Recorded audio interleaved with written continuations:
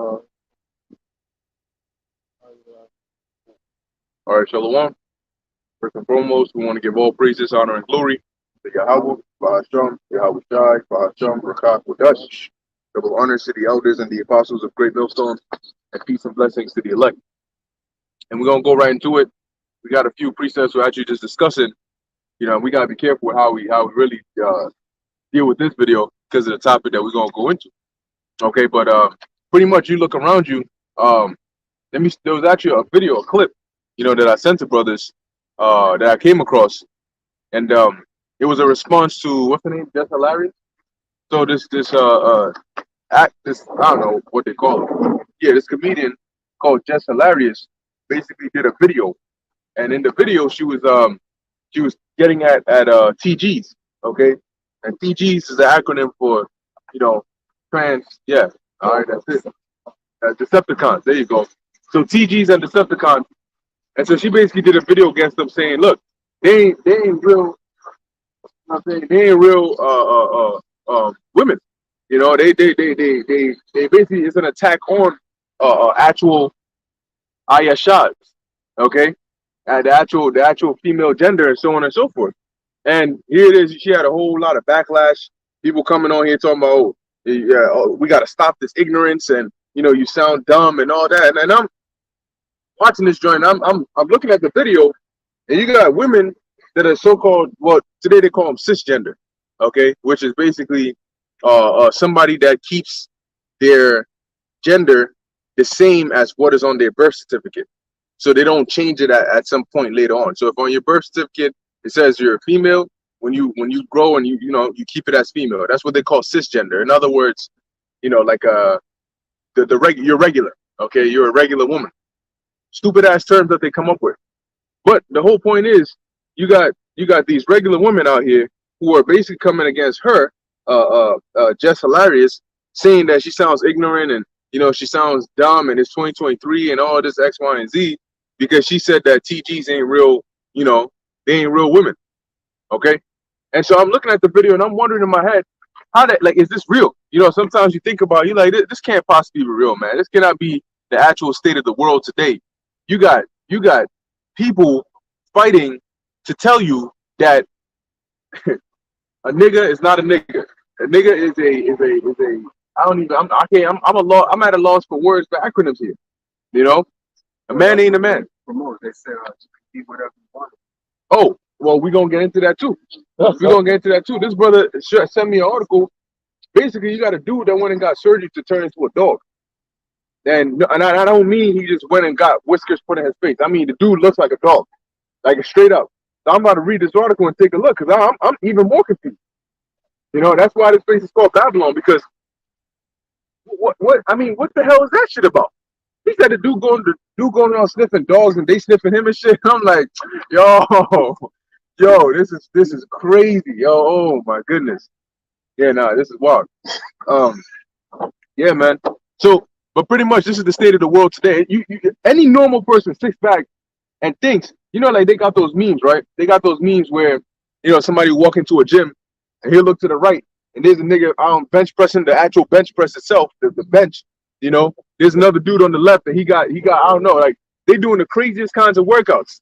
You know, shit that is so ridiculous. Like dude is bench pressing a car over here. You know, this guy is the treadmill's running on him. You know what I'm saying? Like some wild ass shit. Well, that's today. No, you can add it. Hold on, he's on the guest. You know, that's today, where you sit back and you look to your left. You know, you see some wild shit. Shalom, brother.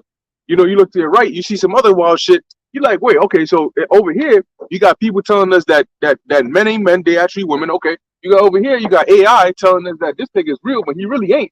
You know, over here you got a man that just transformed into a dog. I mean, you're looking around like, wait, is this real? You know, is this actually reality? Man, oh God, have mercy. Shalom, Zakwani. But yeah, let's bring up what you got, and then let's find that article that you sent me. Yeah, and let's just. Oh, it's on here. All right, I got it. You sent it to me, right? Yeah. Yeah, let's start with that one.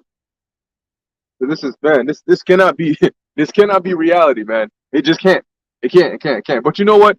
At the same time, it's it's yeah. At the same time, it's not so bad because it's a positive sign that we are definitely at the end of the world. There's no way that we in a society today where you're looking at somebody that looks like a an Ayasha and sounds like an Ayash and is sitting there telling you that they are an Ayasha because they can now bleed and do all this shit. You got Ayashas, men being able to what they call chest feed. Chest feed. Basically men breastfeeding, but they so they got hormones that can make them actually so-called lactate. And now apparently men can have babies, can give birth, can get pregnant. What? How? When you know what I'm saying? Like you looking around like when did all this shit? This is not real. It feels like you're in a nightmare somewhere. Like this cannot be real. That I'm actually hearing this in my ears. 2023. Man, shit. But yeah, this is the one that this article here. It says man Hey, I spends got a 22,000. Yeah, quick precept before you go into the article. done. Basically the times that we're in. This is the book of Psalm, chapter 82 and verse 5. It says, "They know not, neither will they understand. They walk on in darkness. All the foundations of the earth are out of course." Okay, that's why you see everything. It starts from the men and then the women and the children all the way down. But ultimately, the way the earth is out of course is because the Israelites are not in rulership. So because the Israelites are down at the bottom, the power that we serve has been made to be down at the bottom as well. That's why you have a society where, like the brother's about to go into, where a man could say that he's a woman. As a matter of fact, I saw a clip, a picture today, where there was a person who had gone down and under, was a guy who now is transitioning to what they think as a woman, and he got his nuts cut off, and he shows a picture. He's laying there, and the surgeon, whatever, it's just bare skin, just there. And he's asking like, yo, is this normal? Or like, because I went to the doctor, they're telling me just keep putting on the antibiotics and it's going to heal. But the way it's looking, when you read the comments, somebody said, yo, bro, you are dead for life, bro. Don't worry about it. You got castrated, nigga. You did not go through no transition. You got castrated, and your nuts, you got no nuts. You didn't go through the full transition. So you're just a man with no nuts now, just looking like a small little unfixed vagina in between his legs, just sitting there. And now he's looking for help, you know? And I'm like, this is the confusion. This is Babylon, right? Let me get a quick precept. This is the shit that we got to deal with. And this is why the Lord is coming down to destroy this place, and he's going to deliver his elect. Because we seem to be the only ones that are sighing and crying for all the abominations that be done in the midst thereof. All these things people are seeing, it's like it's being normalized at a very quick pace. It's not that much resistance. And that's because they're doing a great job setting up laws that will criminalize anyone who comes against these type of ideologies, man. All right. This is the book of John chapter 7 and verse 7. It says, "The world cannot hate you, but me it hateth, because I testify of it that the works thereof are evil." Okay, so the same spirit Yahushua was in is the same spirit that he gave us to come in. Okay, which is the spirit and power of Yahweh Bashem Yahushua, which detests evil, man. That's why we call it out every single day. But because of that, we're going to be getting that ridicule and condemnation, but ultimately salvation from Yahweh Bashem Yahushua. Okay, but you got it, brothers. Done. Hey, yeah, man. Now I'm gonna show you something. I don't know how they did this, but this right here. So you see this right here. Let me see if I could maybe I'll rotate it. Let me know if y'all can see this. Let's see. There you go. Boom. Got a nice little dog right here. Let me play a little something on that.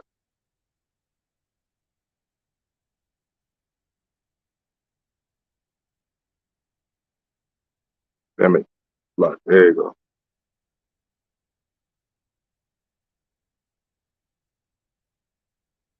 Now, if you're wondering why I'm showing you a video of a dog, that's actually a man. That when they got surgery, he spent $16,000 to become this dog right here. Look it up. Look up. Japanese man becomes dog. That's a whole dude right there. So you tell me if we're not living in the end of the world, that this is the shit you're seeing. He's sniffing dogs. No dog sniffing him. Yeah, that's a whole man. That is a whole human being. You tell me, man. Yep. How the fuck would anybody even do some shit like this? Man, I don't even Japan, of course. Hey, but that's the Of course. scriptures that goes into the miracles. You know, that's like that's a very evil miracle right there, man. To change a man into an animal, that's some shit that you hear like in the ancient world when a witch didn't like you, you know, she'll turn you into a freaking animal or some shit like that. Now it's like these witches have become these tech people that are using witchcraft to bring all this shit to life. This is crazy, you know? Oh, this place is going. Transforms into a dog, man. That's straight witchcraft, man. It's a costume. Yeah, well, I mean, even still, you know what I'm saying? Like yeah, it gotta be the most it gotta be more than just like a regular thing though, because he spent 16,000 on that, you know, to fit himself in that. And even still, like, here it is, when you read the scriptures, you got at the water for that for that anyway. You can type it in on Google and you'll get the details of it. But when you go into the scriptures, you deal with Nebuchadnezzar. Nebuchadnezzar, the Lord actually gave him the mind of a beast. And that was a curse that the Lord put on him. And he was stuck in that state for what, 7 years or so, where he started to basically literally become like a beast. And that was actually a curse that was put on him. When you turn around today, you got people that are paid. Where the hell this nigga? Why he gotta have all that money to do that dumb shit with it? You're gonna pay all this money because you want to look like a dog and go sniff dogs and get dogs to sniff you? I mean, this is the shit. This is why this place has to be destroyed. This is what I mean when you look at the title, you look around you, this is what the end of the world looks like. Dudes paying thousands of dollars to get dog costumes to live like dogs, you know, TGs all over the place. Now they're taking over. Now, for some of them, it's actually next to impossible for you to actually tell if this is if this is a real person or not, or if this is a TG. Look up I think in the Philippines, if you look up what they call them, lady boys. You look up lady boys in the Philippines, man, you gonna get hurt.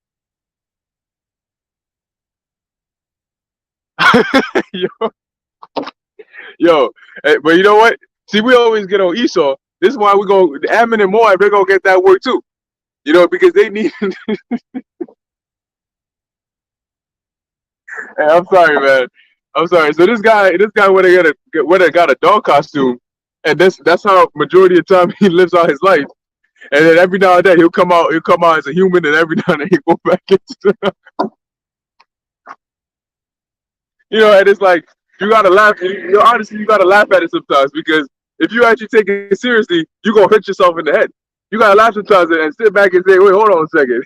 So you mean to tell me you got real women getting mad at other real women, trying to fight to tell them that men are women? No. You don't gotta. That's not. That's okay. That's okay. The fact that he can get a period and chest feed, and you got women that they get whatever surgery it is, and they take out their breasts. They just flat, so they can you know, nowadays on your job application they got that shit as what are your pronouns? Like that's the thing they put on there. Are you male, female, gender neutral, fluid? What the hell is fluid? I guess you could just flow from man to, you know, like whatever you want to. Today you feel like a man. Yo, man. But it's crazy because what's this guy? This dude who people think is a female, Brittany Griner. That's a whole nigga. And who? Brittany Griner, the guy who got arrested in Russia, and they brought him back. The basketball player, the nigga plays in the WNBA. That's straight up confusion. And people actually consider that as a female. That's a dude, bro. That's a whole nigga right there. You know, flat chested and everything. This dude is a whole man, but yet niggas is out here calling him Brittany Griner. Brittany? A nigga called Brittany? We live in, this is why the scriptures talk about America being Babylon the Great. Yeah. Babylon means confusion, and it's at its greatest of all time. I mean, the scriptures say what? Folly is set in great dignity. Babylon is that folly that's being set in great dignity, man. Everything they do here that's normalized is straight up folly. It's dumb as fuck, it's stupid as hell, and it's all against nature. Okay? And if you don't mind, I get one more precept, and I'm going to pass it over to brothers. All right, this is the book of Romans, chapter 1, and verse 21. Start off at 21. It says, because that when they knew the Most High, they glorified him not as the Most High, neither were thankful. Why is that? Because the influence of Esau Edom. Okay, Second Thessalonians 2:2. I mean, Second Thessalonians, the second chapter, talks about him opposing, exalting himself above all that is called God. Okay, That's so it. that's the influence that they've put on this earth, starting all the way back to the time of the Renaissance era. Okay, the time of the Renaissance period was when the blasphemy really started to be ignited. You know, the blasphemy against the Heavenly Father and His people. Okay, and it's all coming to an end. All right, as you can see, it says they were not thankful, but became vain in their imaginations. Okay, all this shit that you got, these so-called Christians, these religious leaders, and so on and so forth, they're very vain in their imaginations, man. They're not realistic. They don't go according to what the word of the Heavenly Father is talking about. You know, you got a nigga who could literally pick up a scripture, a book, and then read a precept and then come up with his own teaching.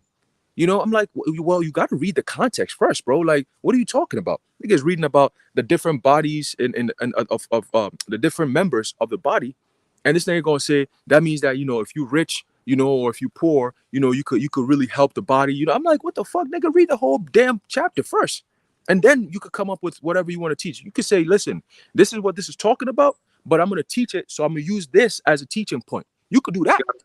But they don't even do that shit, man. These churches, they don't do that shit. They just pick up whatever precept and they just run with it and just tell stories about it. You know, and then Yep. these dumbass people don't even go back and read the damn chapter. They just read that precept and that's it. No, read the whole chapter, man, so you can get the understanding, the context of what's actually happening. Okay? So continuing, it says, but became vain in their imaginations, and their foolish heart was darkened. Okay, darkened with what? Wickedness. Wickedness has become the norm. Okay, that's why you can't talk to these people. You can't reason with them. Why? Because they have no brains to reason with in the first place. What's the talking point here, right? Verse 22: professing themselves to be wise, they became fools. Right? All these degrees and all these different things, they're not teaching you about the basics of Yahweh Bashim Yahushai. Okay, when you go into these colleges, these universities, they barely even teach the Bible nowadays. Right? I mean, why would they teach the Bible? So they can expose the truth to you? They can't even teach the Bible. They have no idea what's going on in the Bible. Why the hell would they teach it? You see? So continuing, it says, and change the glory of the incorruptible power into an image made like to corruptible man. That's what you're seeing today. Okay? That's what you're seeing today. The Most High is an invisible power. You can't see him. So how the fuck do we have images that's depicting the Heavenly Father? And to make matters worse, it's an image of an Edomite, all right? Not just any old Edomite, a sodomite Edomite, man. You know what I'm saying? A sodomite Edomite. What the fuck? That's ultimate blasphemy, bro. You know what I'm saying?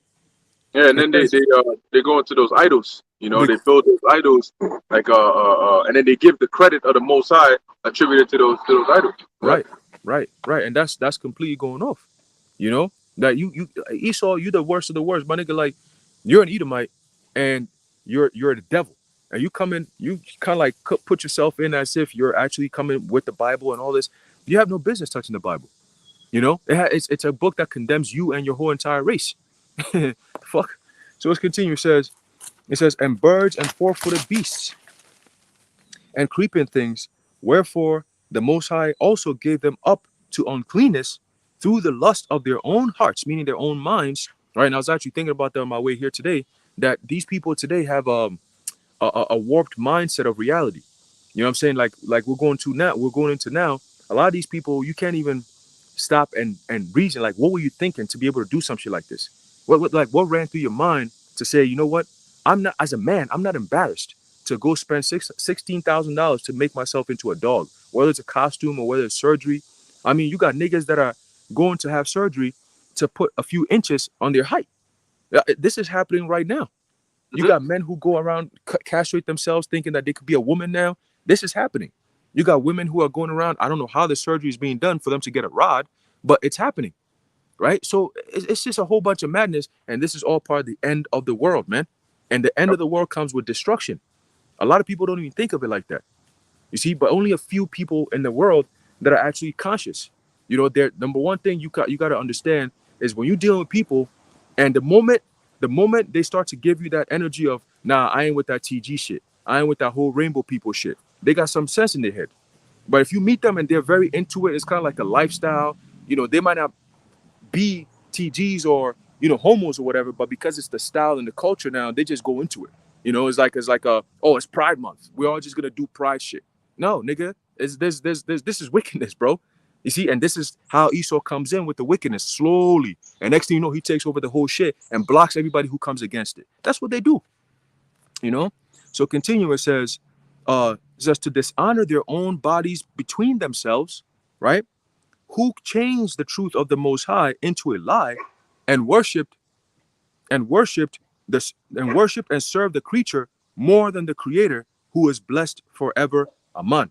Okay, and it goes on down and down, but I'm not gonna go too much into that. It's gonna come up again. We're gonna bring out that precept, you know. But I just want to highlight that part, that we're in this time period because we are in the end of the world. That's why you're seeing all this confusion at an all-time high, you know. But you got it. Yeah, hey, but you know what? That's why the scriptures say. Matter of fact, let's actually get that in Luke 17 and 26, and then we're going to jump to what is in Genesis, because all this is you know, like the term I heard it with from the other Yahshua, but flood behavior, right?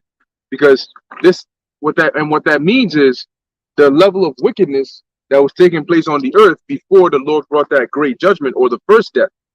And guess what? In this time, the level of wickedness has far surpassed that. Okay, but what it really represents is the immediate behavior before that great judgment comes. So what we're witnessing now is flood behavior, which is end of the world behavior. Okay, that's why you're seeing all these things going on. These things are also signs. All right, they're not just. This is not normal, nor is it reality. Well, it is reality, but it's not normal. Okay, it's signs that we are in the end of the world, and like brother said, judgment is about to take place very soon. Because if we are vexed with the filthy conversation of the wicked now, like Lot was, how much more for the Most High? Ba'asham Yahushai. So the closer and closer we get to the Lord saying, there's the go-ahead, the more and more wickedness you'll see on the face of the earth. Because it justifies why the Lord is going to bring such a great deal of judgment upon this place. See, when you imagine you were back during, I don't know, maybe 500 years ago, maybe 1,000 years ago, maybe even during the time of the disciples, and you reading the judgments that the Lord is going to bring upon this place, and you saying, damn, I mean, that's what Habakkuk said, right? Lord, were you angry at the trees? Like you did major damage. But when you fast forward to now, and you start seeing the things that are happening now just before that judgment, then the pieces fit in your head where you're like, Lord, I see why you said you were going to leave this place like a desert. I see why you said women are going to be ravished and their children, you know, slain before them. I see why you said that, because of everything going on around now. Because remember, the Lord declares the end from the beginning. So now we're starting to see, it's like when you first come into the truth and, you know, you're like, damn, 2/3 going there. So my family, my cousin's 2/3, damn, he's going to get, that sounds cold. But then after a while, you start to taste the bitterness of the truth. And now you're like, Lord, please, I can't wait. You know, like, please bring the judgment upon them. Every single one of them, you know? So let's get that real quick in Luke. This is Luke 17 and 26. And as it was in the days of Noah, so shall it be also in the days of the Son of Man.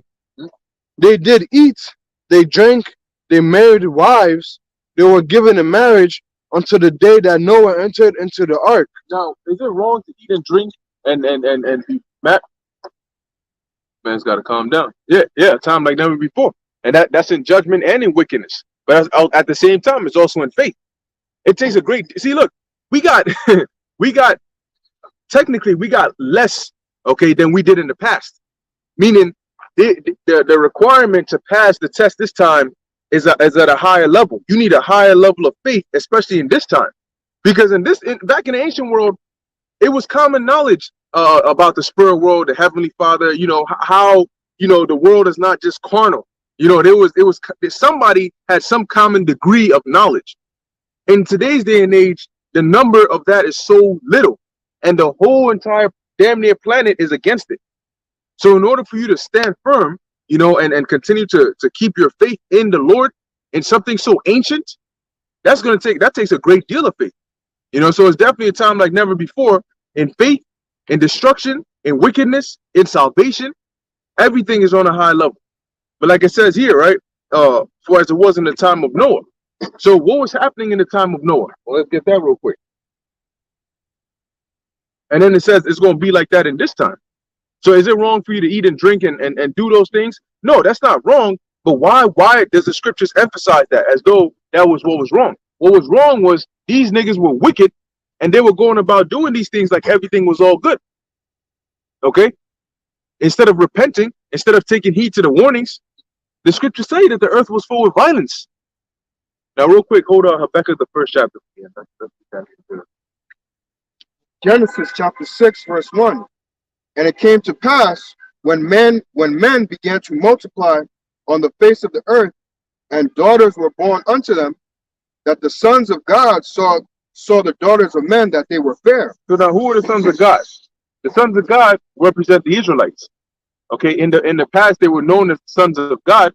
We're still known as the sons of God, but later on, through Jacob, the name of the Israelites this name of the sons of God became known as the children of Israel.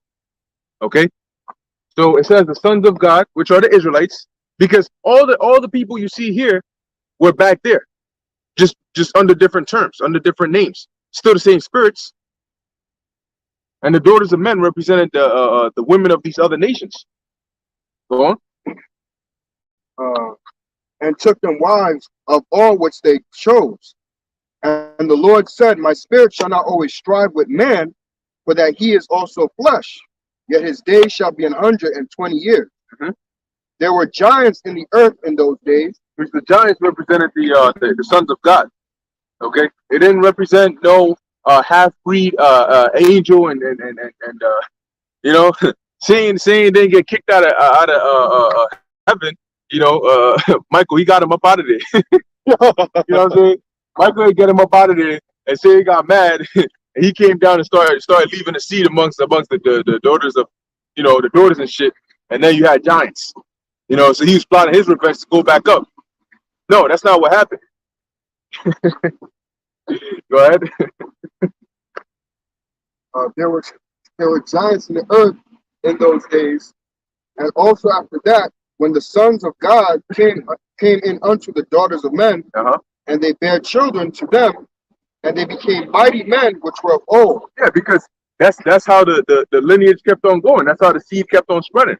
Because remember that the and this is more proof that the line is with the man. The seed, the man carries the seed.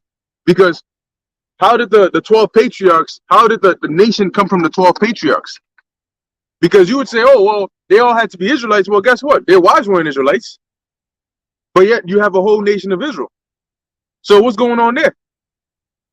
So when the sons of God, which were the quote unquote giants, right? The sons of God, the ones who later became known as the fallen ones, because we fell from our first estate, right? That glory.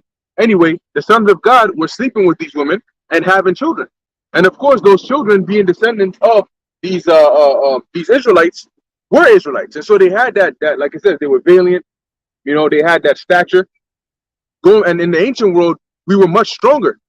First off, your body is from the earth. So the things that you put into your body help your body grow.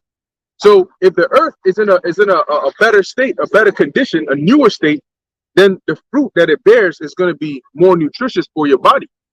So everything back in the ancient world was much bigger, much more solid, you know, much stronger. Today, things are at the weakest point. You can go to the bottom of the ocean and you just see dead, you know, lifelessness. You know, everything like vibrant colors have been dulled down. You got animals getting straw stuck up in their nose, and you know, just everything is just at the worst, weakest point. Okay. The clusters of grapes, yep. Yeah, it took mighty men to, because they were big. And then you look at a grape now, it's so tiny. Right? Yeah, when we finish this. Continue, says, the same became mighty men which were of old, men of renown. And the Most High saw that the wickedness of man was great in the earth, and that every imagination of the thoughts of his heart was only evil continually. Right. See? And that's the same thing now in today's day and age. That every intent, every new thing they come out with, because now they're talking about having babies and I forgot what it was. They were like artificial womb pods. So and it doesn't stop there. They want to put implants inside of you. They had a commercial that said that in the future, what they're gonna do is They need to protect everybody. So they're gonna actually, you're not even gonna have privacy inside of your own thoughts because your mind can become a dangerous place. So they need to now be in your mind to ensure that it's safe over there. That's what they said in their commercial. And they also said, I believe this is the World Economic Forum or so, but they also said that there's going to be no concept of humanity. There's going to be no such thing as a human because everybody's going to have some sort of augmentation or alteration to them. You know, you're either gonna have some bionical parts or whatever it is, but nobody's just gonna be just a regular human. Everybody's gonna be altered to some degree. That's what they said. So Hey, this is the world Esau wants. that's what Klaus Schwab was saying. He said that the fourth industrial revolution, the difference is that it changes you, the individual. You know, so after the whole transition is done, what they want transhumanism, right? And Yep. and by doing that, they want to connect people to the Internet of Things. So you have the Internet of Things, you have the Internet of bodies, and then you have the Internet of brains. Okay, so that's where Elon Musk comes in with the Neuralink, and guess what? They're saying that they're on track for by January of 2024. All right, they're gonna start, bringing it out where you're gonna have medical procedures is gonna be a part of the thing. It's just gonna be normalized, right? And then because of the financial problems that's gonna be happening, you got experts coming out saying that the CBDC CHIP is gonna be the way to go. And they've already had it. They've had technology since 2015 ready to roll out. They just had to have the reason why it's gonna come out, for people to actually buy it. Because again, it's a device that's being sold, right? Like I always use the example, they are the salesmen. They've invested billions and trillions of dollars into this device, this product. You see, so they're doing their best to sell it to the people. They have to convince you that you actually need this in your life. So for them to actually come up front and tell you, hey, this is the only solution, they have to destroy the world around you as the escape that you may have from them. You see, so that's why you're seeing all these wildfires. You're seeing the economies being destroyed. You're seeing people's cultures being changed. Right now, they're saying that they're sending to these different countries, third world countries, and so on and so forth. They're giving them smartphones, man. Now you got people who are hungry, starving, and you gonna give them smartphones? The fuck am I gonna use a smartphone for? I need food. Like you got places like you go to the islands and stuff. They barely got technology there. The villages and so on and so forth. They barely got electricity and so on and so forth. But yet they're gonna get a smartphone because why? They're indoctrinating people. They're getting you prepared mentally for the MOTB reality. You see? So it's coming. It's going to be worldwide. And we've been saying it. You know what I'm saying? And the more it comes to pass, the more you understand that, yes, indeed, there were prophets among you because they've been saying it for years and years and years. That's how prophecies work. The prophets have to come. It's not going to be like today we talk about it and then tomorrow it happens. No, it'll be nice, but that's not how it works. Okay? Prophecy it takes effect in time. You see, but the prophets have to go out there and give the word before that time actually comes. You see, because it's not like we're saying it and then it happens. No, we're telling you what's about to happen. We're announcing what's coming in the future that most people don't see. The average person doesn't see. You see, so that's why the Lord put us out here. But guess what? Soon, and we're talking very, very soon, this whole entire world, the economy, everything is going to change because they have the system ready to go. They just have to collapse what we have now, the little that's left, and then bring in the new one where everyone's pretty much going to be in lockstep. With the way things are going, all they got to do is just bring down one more demic and it's over with. It's over with. All right. But you got it. That's right. Yeah. Got more on that? All right, let's get that. It's Habakkuk. You guys can start at one on one. This is Habakkuk 1:1. The burden which Habakkuk the prophet did see. O Lord, how long shall I cry, and thou wilt not hear? Even cry out unto thee of violence, and thou wilt not save. Yeah, and that's what we're doing now. We're feeling that same thing that Habakkuk was feeling, where we're crying out. As a matter of fact, even coming out here and speaking on this is a form of crying out against the abominations that are taking place here on the planet Earth, saying like, Lord, this ain't right. We're reading your laws. I mean, you're the creator. We're reading your laws. We're reading what you commanded us to do. And here we are trying our hardest to live after your ways. And you look around in the world and it's like they're just trying to make it hell for you to do that. Not only are they doing these things that you said they shouldn't do, but at the same time, they're trying to push it on everybody else. And then what they do is they demonize you for believing what you believe in, and they say that no, you know what? Everybody can believe what they want to believe in, but if you believe in what you believe in, we'll take that as an attack on us, nigga. What? You know, like I can just say, look, I don't believe that yada yada is right. Oh no, this guy is ignorant. This guy is this. This guy is that. But wait, so you can stay what you believe in. You see the hypocrisy, right? Everybody's free to believe what they want to believe until we say we believe in X, Y, and Z, or we say we believe in the scripture, which they say they swear in on the Bible. This is a God-fearing country. And yet, when somebody speaks about the things in the actual book, they're demonized and whatnot. Yeah, it's all inclusive except for the truth, except for the reality.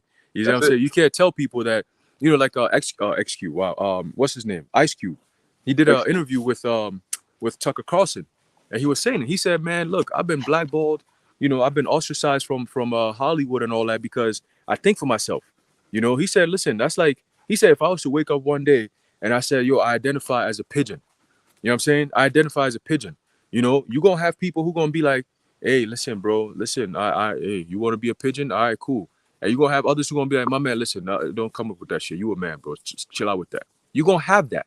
And he said, and then the commentator was saying that he said, you know, if you want to be a pigeon, listen, we could show you how to prove if you're a pigeon or not. Reality will show you. Life will show you. He said, like pigeons, go stand at the top of a building and jump off and see if you could fly like a pigeon. Let reality teach you if you're a pigeon or not. Life will show you right quick what you really are. You see? So if you believe in all these different things, actually be it. Don't say I identify and then use it as a way to demonize everybody else who doesn't agree with you. Nah, be about it. You know, you want to be a pigeon? All right, so live like a pigeon. Let's see you pecking food off the ground, flying around, doing all that dumb shit. You don't do that, but we should look at you like that. Again, insanity. And that's why these people got to go. There ain't no coming back. There's no negotiation. There's no talking. There's no come around the table. Let's have a come to Jesus moment. Nah, fuck that. You done. You out of here. You got to go. And that's just what it is. That's it. Let's go. Jesus called them. Verse 3. But see, they're gonna meet Jesus. You know, they're gonna meet Jesus when he manifested Jacob's trouble. And he's saying this, because the Most High could do that. He can have a demon just take on the appearance of Jesus Christ. And here it is, you praying and praying and praying, and you look up and you see this light, right? You see this light, you just see him right there, sitting right there with that as above, so below shit, with his long doggy string here looking at you, you know? And then all of a sudden, like they show you in them nightmare movies, all of a sudden, the light turns to darkness, and this nigga's face starts warping into something else. See, then he starts laughing. Then you realize, oh shit, what the hell happened to Jesus? Nigga, that's Jesus, you know? And a lot of people gonna be led to their death. Look, man, in the time of Jacob's trouble, them death angels, they're not called spirits of vengeance or death angels because they're here to make you feel good about yourself, okay? They're here to do a job. As a matter of fact, anybody that dies is set up by the angels. Whether they put a spirit on somebody to do it, whether they put a spirit on the person to go and end up in a situation where they get their lives taken, it's all angels anyway. But you just might see some physically manifest and do it to you. Right? Verse 3. Why dost thou show me iniquity and cause me to behold grievance? And that's what we're seeing. We're seeing iniquity, and it's you know, it's vexing to see this all around you, but sometimes you just gotta go into that numb mindset. You know, because you think about it now, like, all right, hold on a second. Not only are they doing this, but they're going and targeting specifically the children. So here it is. If you got kids now, you know, you stress because you're thinking, all right, society's set up in a way where I gotta go to work. You know, and if you know your shorty's there, she also gotta go to work.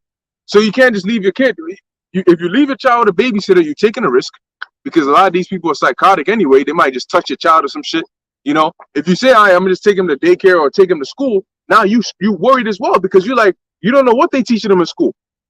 You know, there was a book actually, I think it was in one of them elementary school libraries, and in the book under the sodomite section, one of the books was how to argue with a Muslim, and the reason they did that was not because of the Most High's name ain't Allah or this, no, but because in Islam they even though they worship, you know they go off, they still follow some of the laws of the Old Testament. So they don't play that sodomite shit. They don't play that TG shit. They don't play none of that. Go over there to Pakistan or Ishmael land, and you go try that shit over there. Ask them somebody was telling me that over there they did one of them. You know, you walk up to people randomly and you ask them a question, and they were asking them, you know, how many genders are there? You know, the dude said, I think there's about 200 something million females, and that should be about maybe like 500 something males or something. That sounds about right. He's complete. Like his scope is within males and females. He does not have any clue that they got some other shit going on over here. So you start mentioning that other joint to him. You know, what about gender fluid? Gender what? Or you mean like discharge from a woman or some shit? Like they're confused because they're wondering, what do you mean by what is that? What is fluid? What you mean? It's only here you come here, you hear some stupid wild shit like that. And that's why there was a parent ranting in his car because the doctor, he took his son to the doctor. Doctor done treated his son for all these years, knowing exactly who he is. Gonna ask the child. So what's your pronouns? What the fuck you mean? What's his pronouns? And the problem with that is you're going to expose the child to start thinking differently, because now they're starting to wonder. Wait, what do you mean by pronouns? Wait, so now what do you mean? Dad, what does he mean by pronouns? Oh, well, then the doctors go. Let me explain. Well, you have this, you have this, you have that, you have this, you have that. And hey, if you watching, man, you know, enjoy the lesson, because more than likely they're gonna take this down. But that's all right. The edification must come out. The spirit is hot. You know. So the whole point is, this is a part of the iniquity that is going on in this land. It's wrong. Okay, straight up and down. But now you got to be careful. And I was telling Haran that I had a dream that I forgot who it was. It was myself and a couple of brothers, and we were basically, you know, I don't recall how exactly society was, but I do know that it was like everywhere you went, all you saw were just TGs and sodomites, straight up. And it was almost like it was a threat for you to not be one of them. So you got to just be undercover. You know, and it's like, yo, we look to the right and there's like, yo, there's another one. Then, oh shit, there's another one here. Like, yo, shit, there's another one here. It's like, yo, where are they popping up from? You know, but it was just like they were basically like a virus just taking over the whole world. You know, and I remember, I keep saying that I watched a video in health class in high school, and the point of the video, I guess they were trying to show people that how these alternative lifestyle people feel, right? So in the video, it was in a world where things were reversed, where the heterosexuals were looked at as sodomites. You know, like they were treated as different and outcasts, because everybody else, it was a norm for everybody to be a sodomite. You see? So when there was this, like, and they were kids too. There was this boy and this girl, and they were holding hands, and they got bullied for it. Their parents got called. Shorty had two moms, you know, and they going back and forth talking about, we spoke about this. Oh my gosh, what is wrong with you? Like, what business do you have with that boy? And I'm like, oh, word. And lo and behold, you looking around you, it's starting to become a reality. Got it? For spoiling and violence are before me. And that's violence.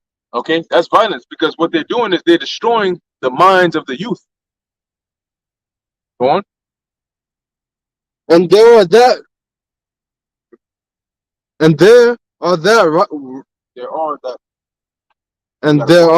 rise up strife and contention. Yep. That's what they do. They raise up strife and contention. And they always want to go back and forth and argue, because they know they got majority of the dumbass idiots of society today on their side. Man, you people are crazy. Straight up and down. You are crazy. Y'all done lost your minds. Okay, if you're going to sit here and say some bullshit like that, you are crazy.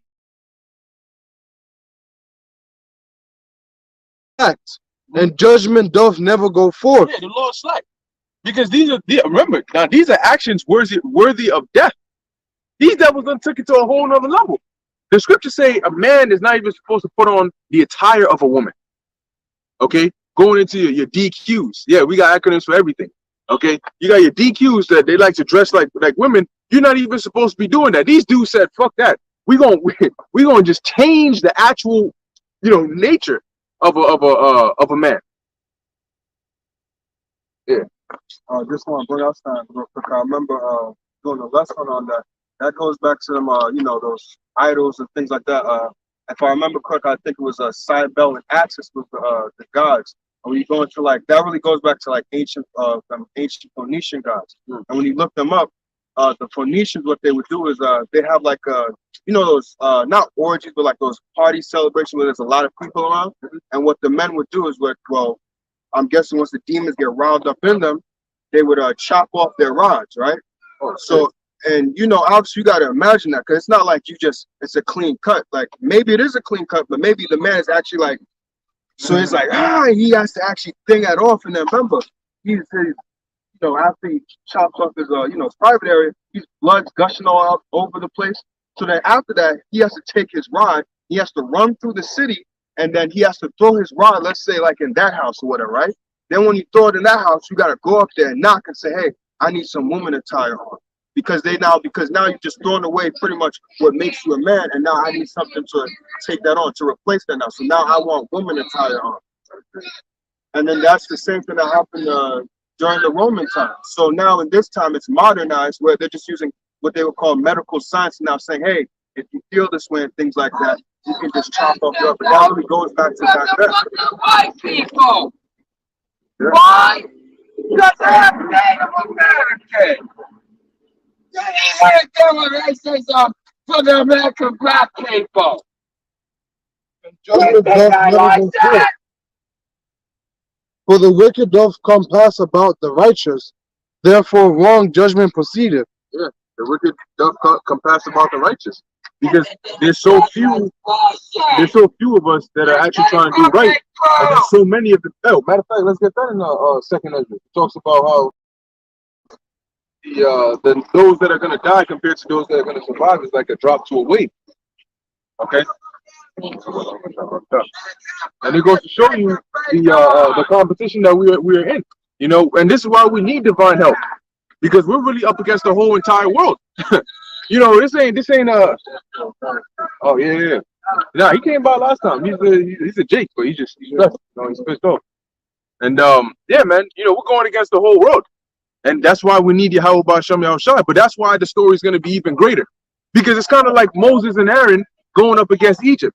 When you read the story of Exodus, you have to always keep it in context. It's not a confined thing where it's just like Moses and Aaron, and they walk across the street and they go and see Pharaoh sitting under like a hut somewhere, and they just keep going back and forth like that's the only setting, like a play. No, Egypt at that time was a superpower, so it's kind of like Imagine, I'm gonna just throw this out here, right? Imagine somebody came from, I don't know, Canada, or South America, and they came up here to North America, and they going back and forth with maybe Biden. Everybody's gonna know what's going on here, and they telling them, look, if you don't let all these Black, Latinos, and Native Americans in America go, next month, or the whole power grid is gonna shut down. Imagine that, and they telling that to Biden, and Biden comes out and does a press conference, and he's like, listen, we ain't doing none of that stuff. All right, we don't care about your God and whatever you're doing. So take your ass back, because we ain't trying to hear that. And then next month, the whole power grid shuts down in America. Like, this is how you got to imagine it. Like, this wasn't just a small, tiny thing going on here. This is like, and guess what? Russia will hear about it. China will hear about it. The Middle East will hear about it. Europe will hear about it. They're like, yo, what's going on in America? They're saying that there's some individuals that are causing plagues to hit this place. And then keep on going like that. Like, imagine the context. So it was a big thing for Moses and Aaron to be able to go before Pharaoh through the spirit and power of the Lord, but also cause these different plagues to hit this land.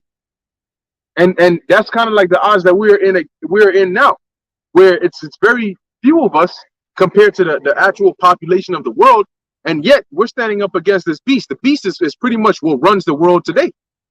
And we're standing up boldly with the scriptures, like how David stood up against Goliath with his sling. Well, guess what? Our sling is the scriptures. Okay, and them stones are these precepts.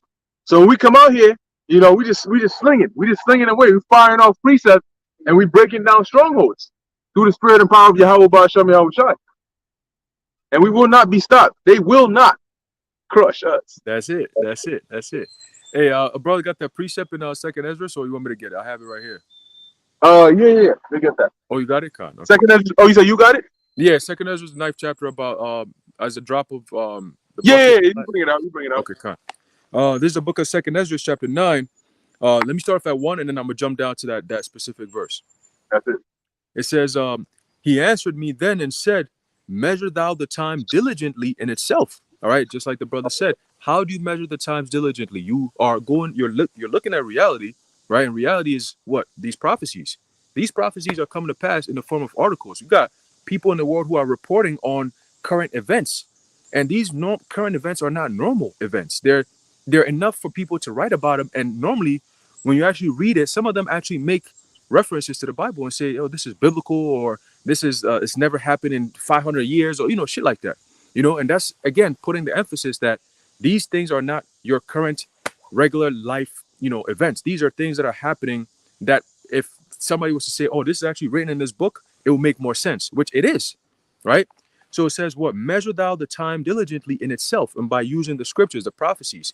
You look at these articles, you look at the things that are happening, you go back into the scriptures and say, "Oh, this is this coming to pass. This is this coming to pass. This is this. The prophet said this. The Bible said this. The scriptures say this." Right?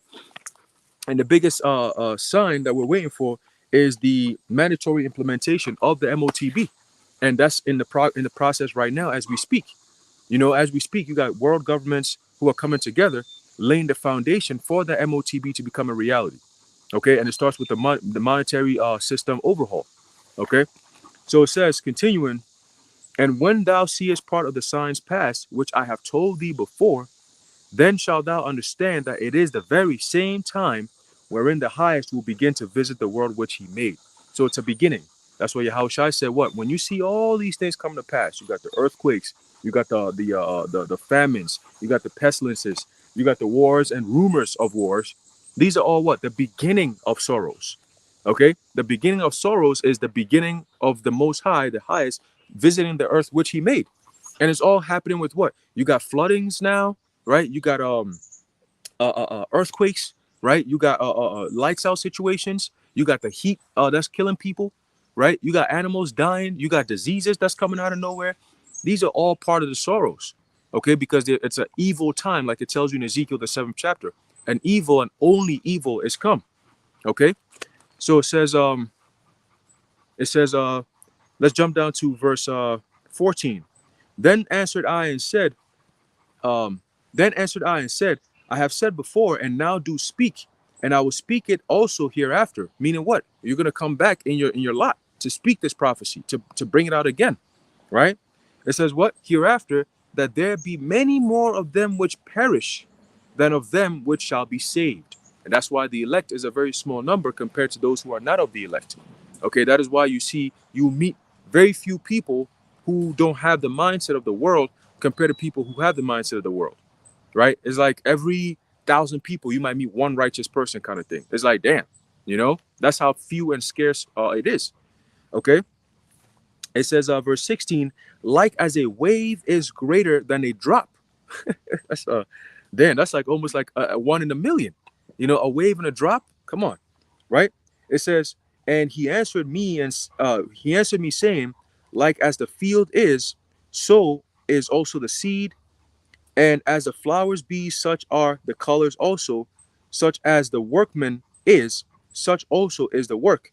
And as the husbandman is himself, so is his husbandry also, for it was the time of the world. Exactly. That is why we're living in a time of the wickedness, because why?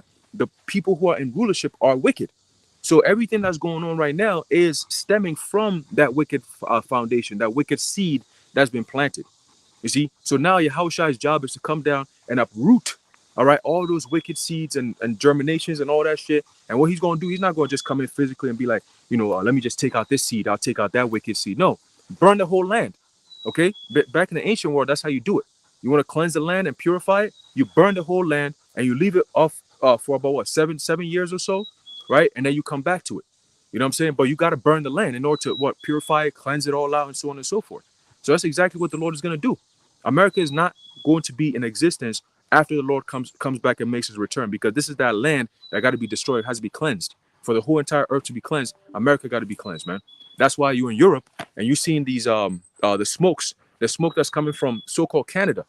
Why the fuck is that happening? You're all the way in the Eastern Hemisphere, but you got to pay for something that's being done in the Western Hemisphere. So if the Western Hemisphere was to be clean, then you in the Eastern Hemisphere, you wouldn't have nothing to worry about, right? Exactly. So all this influencing, all this TG movements, all this, trans that, you got Russia saying, listen, don't bring that shit over here. Yep. They've Yep. made it illegal. All right, illegal, that you can't come over here with that type of madness. You got different countries in Africa pushing the same ideology, saying, we're not going to accept it. Don't come over here with that. You see what I'm saying? But again, this is part of what the world said, that what the Lord said, that what? It says, for it is the time of the world. Okay, the time of the world, and then soon it's going to be the time of the Lord. You know what I'm saying? So the Lord coming back down is going to change everything. We're going to have a new heaven and a new earth. We're in dwelleth righteousness, man. That's what we're looking for. Okay, and that's exactly what we're going to get. All right? But you got it. That's right. Let's Oh, get wait, into that next Slaki, book. you want me to bring back that very verse? No, you good. You good. Broken down right. Got, Yeah. all right. Yeah, back in Luke. Beautifully said, man. So what we're doing is we're patiently waiting our turn. That's what it is. Like Brother Reg, we in the time of the world right now. So we're patiently waiting our turn.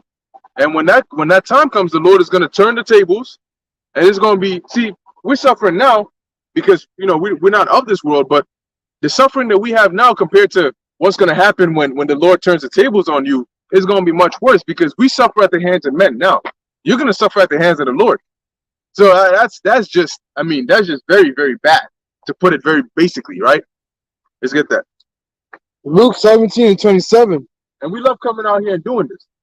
It's like a fulfilling your purpose. This is literally, so it doesn't matter. That's why what people say and think and all that, it doesn't affect us. Okay? It's like Mayweather when he's boxing. It doesn't matter what you think about him. That's what he does. That's what he loves to do. So you can say, yo, Mayweather, you're the worst boxer in the world. Do you think he's gonna quit his career over that? Of course not. He loves the feeling of knocking somebody out, or hitting the punching bag, or the speed bag, or the mid training, or getting in the ring. And if you talk to any athlete, they can describe to you at least one part of what they do that they love so much, that if they got injured and they couldn't compete or partake in their sport anymore, something that they will miss the most, they'll tell you.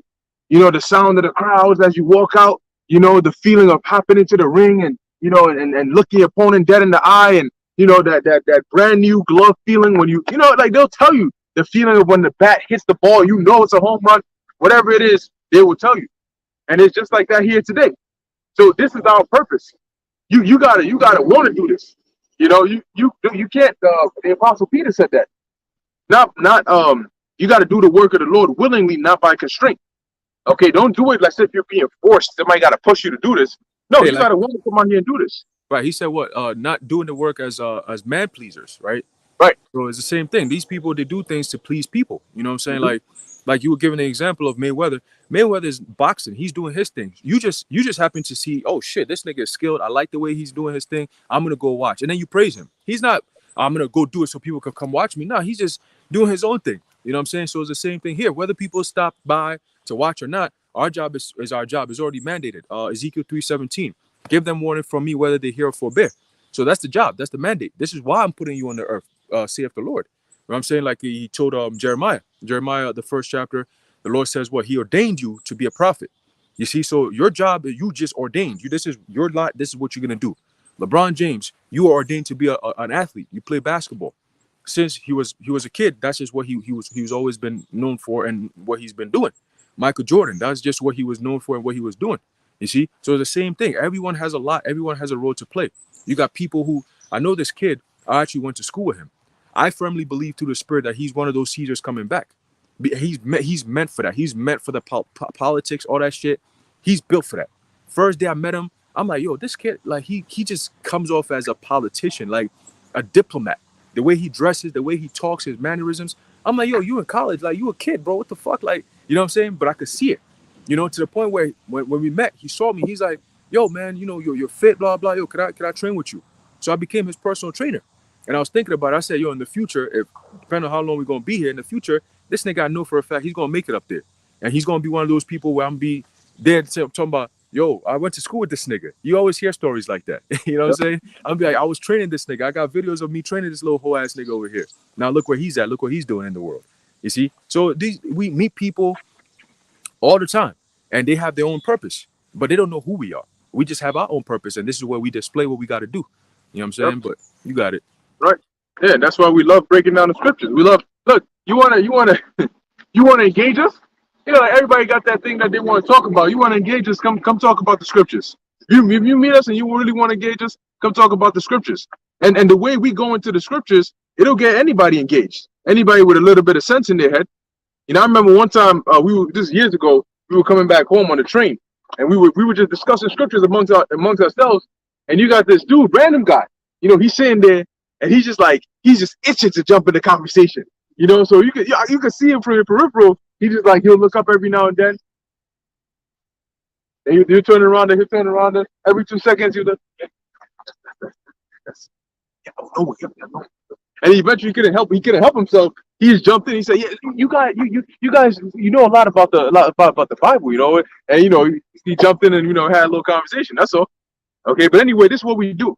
Okay. Yep. That's why it says in Ezekiel 33 says, "Thou art unto them as a very lovely song, and one that can play an instrument very well." So like they like the speeches of it. Sound nice. Same with we hear music or a beat or rhythm. That beat is hitting right there. Right. So it's the same thing like when they hear us. Yeah. Very good point. Let's get into that. Luke 17:27. They did eat, they drank, they married wives, they were given in marriage until the day that Noah entered into the ark, and the flood came and destroyed them all. Yeah, so they were getting comfortable instead of being in the spirit of haste. All right, that he may run that read up instead of them being in the spirit of, yo, we gotta get right quick because this sounds like some very bad and ill times are coming. So when people are doing these things, they sound like they're now getting ready to settle in. Go ahead, but the scriptures tell us to arise and depart. This is not our rest. Go on. Likewise, also as it was in the days of Lot, they did eat, they drank, they bought, they sold, they planted, they builded. But the same day that Lot went out of Sodom, it rained fire and brimstone from heaven. Right. So what happened? What did they have in common? That same very moment, unexpected and unbeknownst to some of them or the rest of them that didn't want to listen, that destruction came swiftly just like that and swept them all up. Okay? And it's going to be the same thing in this time. Go ahead. And destroyed them all. Even thus shall it be in the day when the Son of Man is revealed. Right. Shall it be in the day where the Son of Man is revealed? Because what are we doing now? Once again, we're giving out the warning. And people are not listening. They're going about living their day-to-day lives like everything is all sweet. You can live your day-to-day life, but if you're doing it in righteousness, all right, that's when you're good. But if you're out here doing wickedness, thinking that it's all sweet out here, you're gonna get caught up. Okay, you will get caught up. Go on, there's more. That day shall be upon the house. It's all good. So yes, Hey. let's jump to what we got here. Yep. You notice how in the book of First Thessalonians, the 5th chapter, it talks about how sudden destruction is going to come upon them and they shall not escape. Right. Yep. So like you just said, you're going to get caught up out there, and people being set up, man. You're not going to have an escape. You're not going to have an escape because the only escape is through Yahweh Bashim Yahushua. And if you don't know that, where's your escape at? Right. How are you going to get out? How are you going to maneuver? How are you going to function? You see, how are you going to function? I was talking to my East father. He was like, I sent them a video from Redacted, and they were going into how the World Economic Forum is coming out saying that they're going to be implanting the C-hip in people and all that. And we've been talking about it. So I brought it up. I sent him the link. He watched it. He said, "Oh my goodness, this is exactly what you've been saying, word for word." I said, "Yeah." And he got serious because he's like, "Oh shit, this shit is actually like happening. I thought we had like 5-10 years, but every day, every month, it seems like these motherfuckers moving faster and faster, unbeknownst to the regular average person." You know, he said they incorporated certain things, even in the job place, certain things that he's seen in his banks and all. I'm like, well, we told you, right? And then he said something key. He said, "I'm not taking it, and nobody in my family is going to take it." And I said, well, there you go. That's the division that's going to come, because if he makes up his mind that he's not going to take it, there's no guarantee that his family's going to listen to him. You see, that's the mindset you got to be. You got to be of, all right, it's me and the Lord. All right, the Lord is, have mercy on me. Then, whoever is going to be with us, they're going to make it out. But if somebody comes against you, that's why the scriptures talk about a division. You're going to have the father against the mother, against the daughter, against the brother, and the father-in-law, and the this-in-law, and that-in-law, when that time comes. Because they're going to create a system where if you're against it, you're going to be deemed as a criminal. You're gonna be deemed as a radicalist. You're gonna be deemed as a domestic terrorist. All kinds of shit. And they're gonna put that out there so it makes people uncomfortable. Just like now, when the CV thing came out, those who said, "Nah, I'm good," they were like, "Nah, hey, listen, you're putting people at risk. Oh, hey, listen, you're not allowed to come over here. Oh, like, these people are you're making people uncomfortable. You know, people are dying because of the unvanessa." They kept saying all this dumb shit that didn't make sense, but people actually went along with it. You see? So how much more the C hip when it comes out where your banks are closed because CV hit, we could still purchase things. Our banks were still working. You see? So they're just gonna move it up a step further, where now you can't drive, you can't be on public transportation, you can't actually work. It's a whole system overhaul. That's the hour of temptation. And at that point, you could say whatever the hell you want to say, but the reality hits. Now it's about what are you really gonna do about it? You see, how is the Lord going to protect you through these times? Is he even going to protect you through these times? Right? And that's the only way you're going to make it out. You know, but for the rest of the world, forget about it. It's over with. Yeah. No, let's actually get what we have here in Isaiah 63 because, yeah, man, ultimately, like the brother was saying, what the Lord is bringing is that judgment because of all these things we're describing. See, that's the first half of the end of the world, right? Which is the trigger. For those that have seen there's a movie, what's that? Fantastic Four, and I think there was the second one is what had Silver Surfer, Galactus and Silver Surfer. Now Galactus was known as the World Eater, right? And he would go ahead and eat planets and worlds and all of that. And Silver Surfer was his prophet, who would come out and scope and scout out the region before and prepare it before Galactus came. And that's pretty much what we're doing, just like the angels did as well. When you read in the book of Sodom and Gomorrah, when the angels told Abraham why they were there, they said that they heard, you know, the cry of Sodom and Gomorrah and those 5 cities over there, and they came to see if it was so. And then Abraham wanted to know, well, what are you going to do if it's really? He said, we're going to destroy it. And if not, then, you know, then that's when Abraham tried to plead for Lot. Okay, but the Lord already knew that he was going to preserve Lot anyway. Okay, but that's the whole point. So just like Silver Surfer would come and prepare the place, you know, come and give the judgments or X, Y, and Z. That's what we're doing. We're liking on to the Silver Surfer of this generation, of this age. All right. So the first half of the end of the world is you see the wickedness, but at the same time you see the prophets out here. Okay, because the prophets have to come and warn you, and then after that comes the judgment. So that's what we're about to get into, because when Yahweh Shai comes, so let's get that real quick. Isaiah 63. Isaiah chapter 63, verse 1. And you know what? Nobody's going to have a thing to say in that day. Nobody's going to be, you know, a lot of people deep down inside are really cowards. Okay? A lot of people are really cowards that they talk. Talking is cheap, and they talk hot because they have a false sense of security. You know why women in the West women in the East don't speak the same way as women in the West? You know why they're more polite and humble and respect? It doesn't mean that they don't get mad. It doesn't mean that they don't, in their mind, get annoyed. It doesn't mean that in their mind they don't disagree with what you may be saying. But what it means is that the way that they express it is a completely different energy, because they understand the difference between their circumstance or their situation. Those that are over here, they don't understand that. The serpent has deceived them. So they think that, you know what, this guy ain't gonna do nothing because guess what? I'm gonna call the cops. Or there's people around here that are gonna intervene if something goes down. So that's the last thing in their mind, that they will go and say something to the wrong person and they will get dealt with.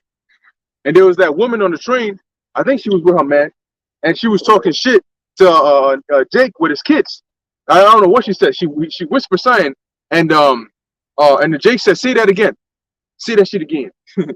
And she went and said it because she thought she was tough. She thought her man is right there. The train is packed. Everything's all good, and he ain't gonna do anything.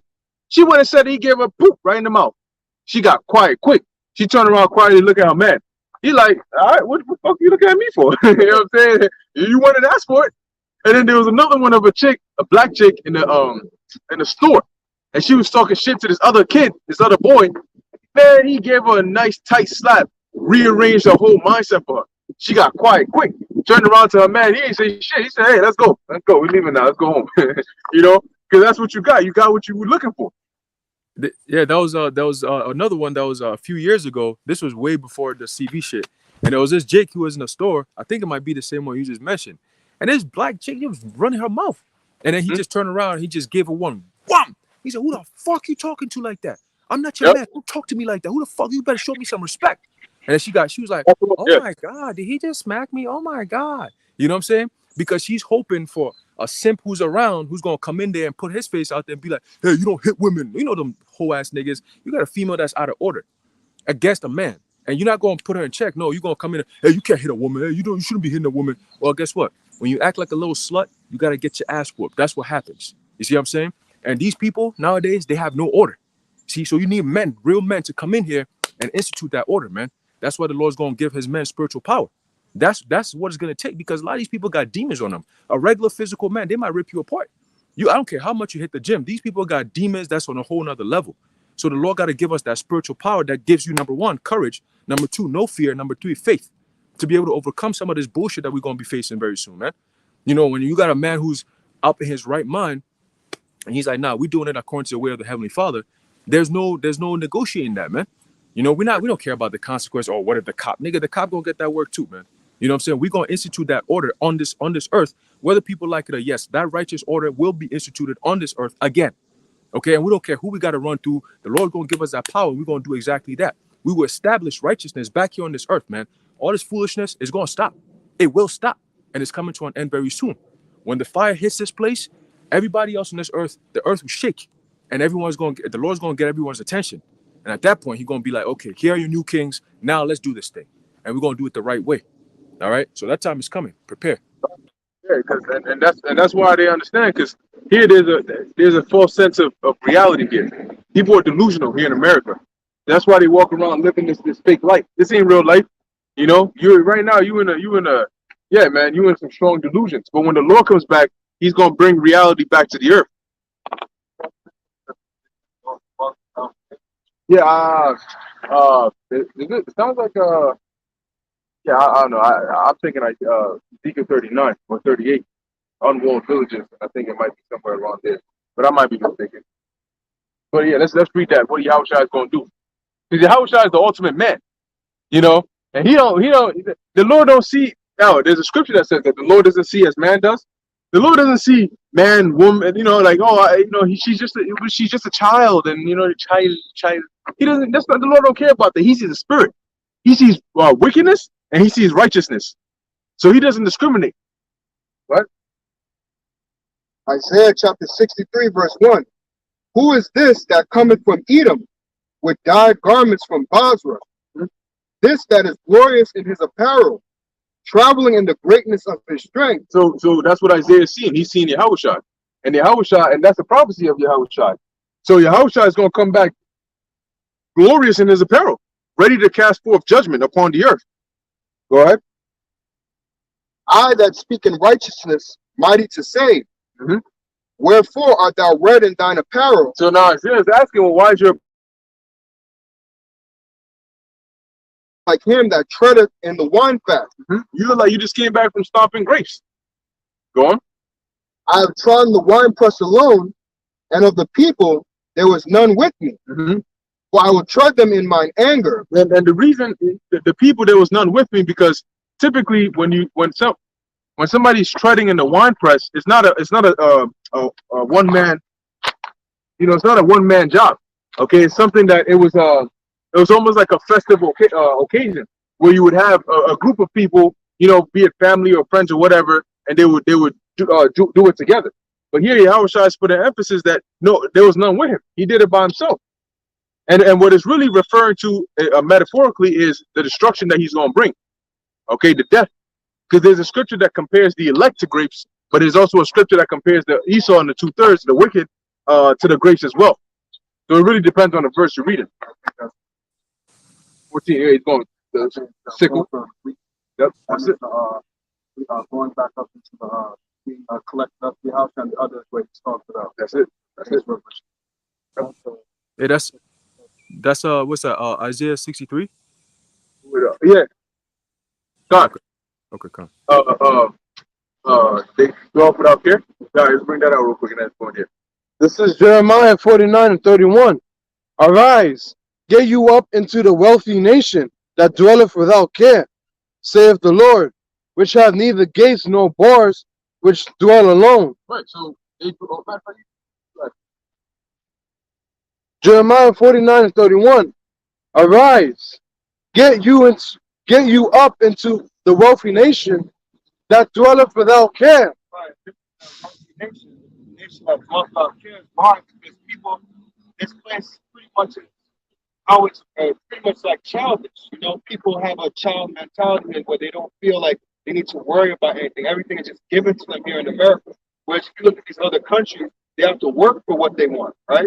But here, everything in America is pretty much given to you. You can go out to your store and there's a deli right there. There's a, maybe McDonald's, whatever type of, food place that you want to get, right? You also have the, Amazon thing. They made it even more easy for you to get food. They have the Amazon thing where you could have groceries delivered to you. So everything here is very easy for you to get. So you dwell without care. You live without a care, like, oh, I don't have to worry about food. I don't have to worry about what's my next meal because I could just so easily get food. Food is just so readily available to me. Just to get one aspect of that.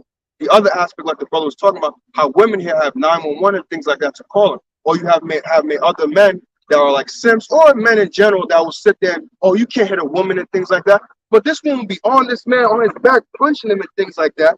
But yet you don't say nothing to that. You don't pull the woman off and say, yo, stop acting like that, man. Act like a woman and stop acting like a damn psychopath.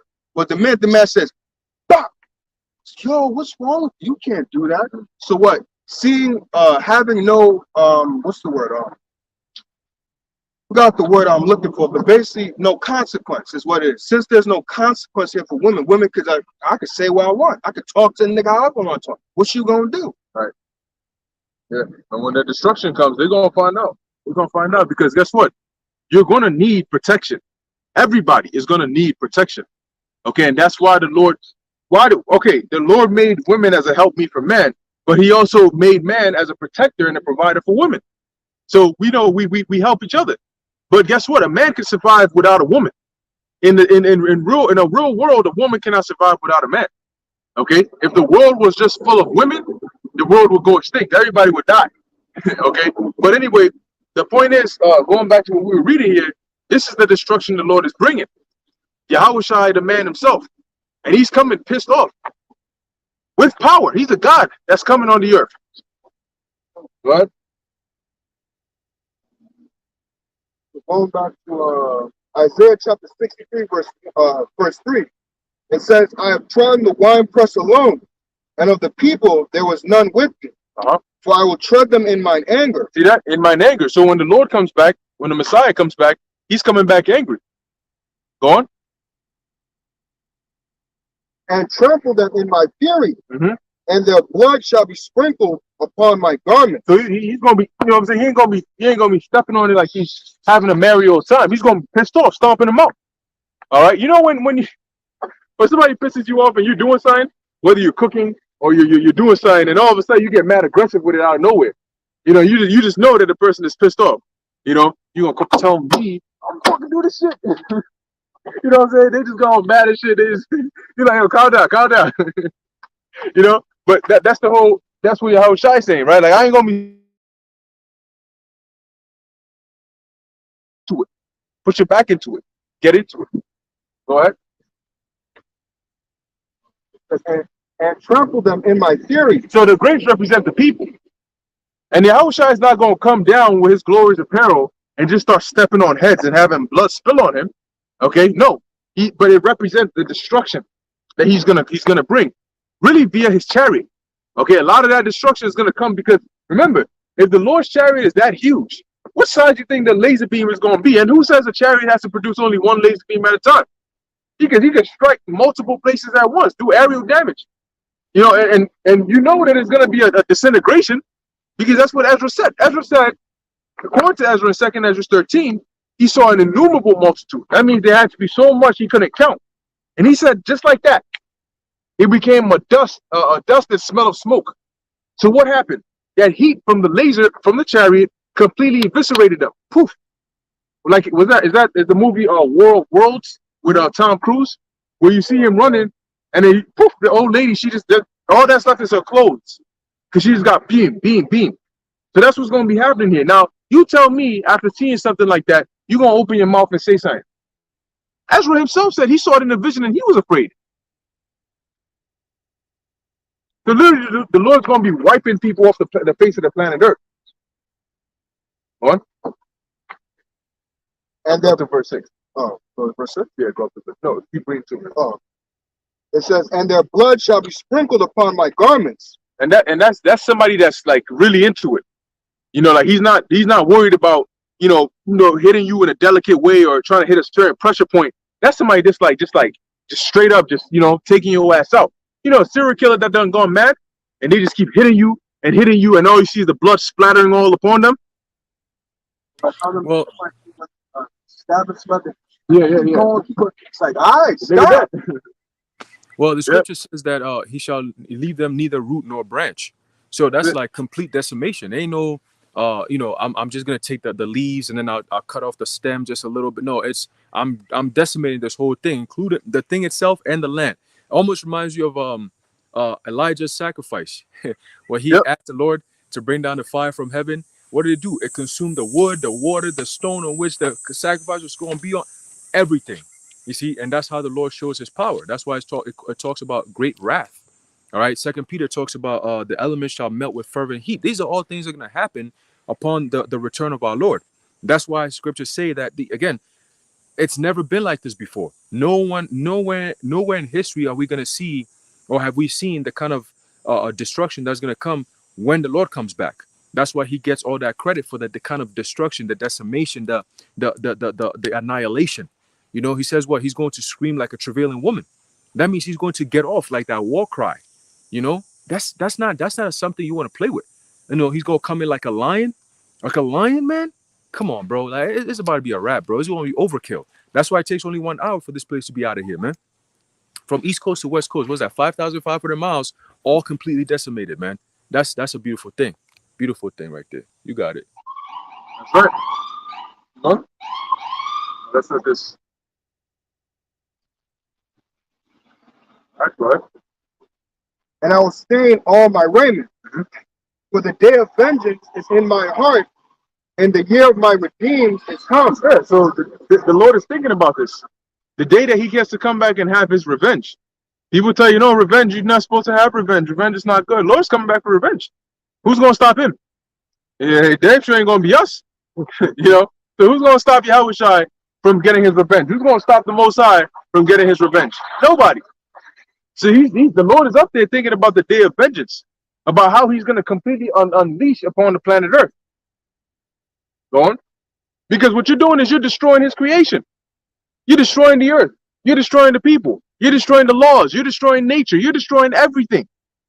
And that's why Esau's going to get it the worst. This is why the Lord hates Esau. This is why he said in Malachi that he hates Esau, because he created Esau to be everything that he hates. I think the elder tells him who said that. He said the Lord created Esau to be everything that the Lord hates. That's why he can say, I hate this nigga. Not like he created Esau and Esau just so happened to do the things that the Lord hates. No, he said, I designed you to do every single thing that I hate. That's like if you are a decent man and you design a woman to be an adulterous, loudmouth, clamorous, bold, disrespectful, unshameful whore of a woman. You know that you're going to hate that woman. You know, even if she's 2 years old and she looks like a nice little infant, you know you're going to hate her. Okay, because that's what you designed her to do. That was it? That was quick? No. All right, go ahead. It says, and I looked, and there was none to help. And I wondered that there was none to uphold. Mm-hmm. Therefore, my own arm brought salvation unto me, and my fury it upheld me. Yeah. And I will tread down the people in mine anger, and make them drunk in my fury. And I will bring down their strength to the earth. Yeah. So the Lord's coming back with a lot of energy, man. He's coming back supercharged. And he's going to bless us with that power. When the Lord changes our bodies, that's when we become invincible. I mean, we're still invincible now. We're still good now. But when the Lord changes our bodies, man, that's when we become invincible, untouchable. And at that point, find a rock to hide under, turn into Patrick Star, go under the water, do science, you know, because it's over. You know, it is over. You can't stop. First off, Yahushua alone can do more than enough. Okay, now you got Yahushai and the rest of the elect doing a takeover. Just lay down, bro. You know? Put on us, they are a spirit of no sin. Right. Right now we probably let shit go, like bygone be bygone, but in that day, there's no bygone be bygone.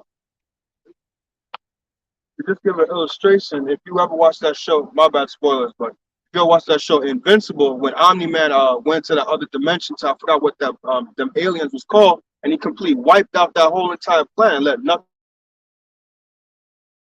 I forgot what the planet's name was, but it was like the green dudes or whatever, and he pretty much went through, and it was like, when he was flying through, it was like a laser beam of a trail that was left behind when he was destroying everything. Right. Let's jump to Isaiah 66. You know, yeah. No, it's like the 15 verse. And you know, a lot of these movies and stuff, they still give you that, even if it's animated, it still gives you that effect of like, yo, that was crazy. Like he just destroyed a whole planet, and it's just a picture, it's an animation, you know. But imagine that in real life. That's the part you just have to keep emphasizing. This is gonna happen before your very eyes. You're gonna see angels flying. You're gonna see chariots. You're gonna see people getting beamed up and then coming back down looking completely different. We ain't gonna be the same height as you. So we're gonna change us coming down. Who knows? Your eyes might be able to glow, change different colors, shoot lasers out your eyes. Like, can you imagine seeing somebody stand in front of you and they just open their eyes and there's a hot ass beam of light cutting through everything in front of them? You know, somebody just like manifesting energy out of their hand and throwing it, and it's just blowing up cities and all places like that. And you're seeing this, and you turn around and you see there's an individual standing in the air in front of you, and you're wondering, okay, is this real or am I hallucinating? Because how the hell is that possible? So I mean, this is reality that's about to be very soon. What? What's that said? Art. And truth is stranger than fiction. Yeah. Isaiah chapter 66, verse 15. Yeah, because people misunderstand what the purpose of the Lord is when he comes back. The Lord is not coming back to make friends. You know? Why can't we be friends? That's what they're gonna be singing. Why can't we be friends? They're gonna find out. You're gonna find out why you can't be friends with the Lord. Yeah, but see, the funny thing is, here it is, you making a conscious decision to be an enemy of the Lord. You're consciously engaging in things that are abominable. So when the Lord brings that judgment upon the abominations, you're gonna be a partaker in that. You know, you don't get to do fucking wickedness and then turn around when the judgment comes and say, "Oh Lord, please have mercy." No way. This is why these churches are failing you, because these churches teach you all about God love. They don't teach you about the fear of the Lord. They're not teaching you about how to fear the Lord. They don't give you reasons why you should fear the Lord. People who go to church today, they don't know the true nature of the Heavenly Father. It makes me wonder, like, do you even read the Old Testament at all? Do you ever read the Old Testament? Do you know how vengeful our power is? Do you know that our power doesn't give a fuck about how you feel about anything? That within a split second, you could just be out of here. So that don't let America's, comfortability and way of thinking and living fool you. All right, don't let that shit make you think that, oh, well, the Most High is not going to do anything and this and that. Nah, because you think you're good in your own mind. You're doing all this wickedness, but because you pay your tithes every Sunday, you think you're doing good, or because maybe you might be giving money to a church who tells you that they're using it to go feed hungry children in Africa. So you think, oh, I'm doing a good thing. Guess what? When the judgment comes, you're gonna end up taking that MOTB. You're gonna be destroyed. Okay, you gotta understand. Anyone who takes that MOTB, you will be destroyed. We don't care. The Lord doesn't care how good you think you are, what kind of good you've done in your past, what good you plan to do in the future. It doesn't matter. You could walk around here thinking, oh, well, Lord, I feed the homeless, Lord. Oh, well, I do this, I do. You took that MOTB, you're done. Why? Because you sold your soul. You basically said you're acknowledging that Esau is your master. At that point, the Lord can't redeem you. You see what I'm saying? He can't. You've made the agreement, like the digital oil, right? The oil back then, it was an agreement that, okay, I came into my master's home and I decided, you know what, I could leave. I've done my service, I could leave, but I can't leave with my wife and kids. They belong to him. They got to stay here because I came here and I took them from here. So I got to stay here, or I got to leave and leave them behind. So a lot of people will say, oh, I can't just leave my wife and kids here. So they'll end up staying. So once you stay, the master has to give you the ul. He has to mark you and say, you are now part of this family. You are property to this land. You know what I'm saying? It's the same thing with the people who are going to take that MOTB. You're making a pact saying, yes, in order for me to be a part of this land, to be a citizen, to be able to partake in the buying and selling, the living, the everything, I'm participating in this new world that we're in. You see, that is a conscious decision. I don't want to be redeemed. I want to actually be a part of this life. So when the Lord comes back, he's not coming to redeem people who are part of this life. You've already made the pact. You've already told him, nah, I don't want you to save me. I'm good here. You see, I'm not trying to leave here. I'm good here. So he'll leave you here and cook you. You see what I'm saying? He'll cook you. But those who are not part of that system, we're going to be the ones who are saying, Lord, get us up out of here. We don't want to be here. We're not part of this. We're just here for a time being. But if you can get us up out of here, that would be greatly appreciated. And that's exactly what he's going to do. You know what I'm saying? Right. Through the spirit and power of Yahweh Bashim El Shai. That's right. Right. Go ahead. Isaiah chapter 66, verse 15. For behold, the Lord will come with fire, and with his chariots like a whirlwind. The chariots are referring to what today they call the UFOs or UAPs. Okay, those are the vehicles of the angels. So the Lord is coming in one of them, a very big one. Go on. To render his anger with fury, and his rebuke with flames of fire. Yeah, they're gonna come from those chariots. Okay, and at the same time, you're gonna have those nuclear missiles that are gonna be hitting this land because World War III is gonna be hot, live, and nuclear at that point. All the things you see going on right now geopolitically, they're all gonna lead to war anyway. All right, there's still prophecies that need to take place before that, but ultimately, it's good. This place is gonna end up getting destroyed in World War III, and that's when the Lord is gonna return. So when World War III pops off, you know that we even closer than ever. Go on. Verse 16. For by fire and by his sword will the Lord plead with all flesh. And the word plead goes into judge. So the Lord's not coming to judge you with he doesn't want a discussion. It's with the fire and with sword. You either get delivered or you get destroyed. That's it. At that point, it's nice and simple. No time wasted. The Lord did all the prerequisites. He sent us out here. He has the angels monitoring everything. So when he comes here, everything is already said and done. Go on. And the slain of the Lord shall be many. Yeah, the slain of the Lord is going to be many. So what they're going to do? Put cuffs on the Lord? Do videos about him, saying he's ignorant and he's going after people and he's not being inclusive. You can all be included in the destruction. How's that for inclusivity?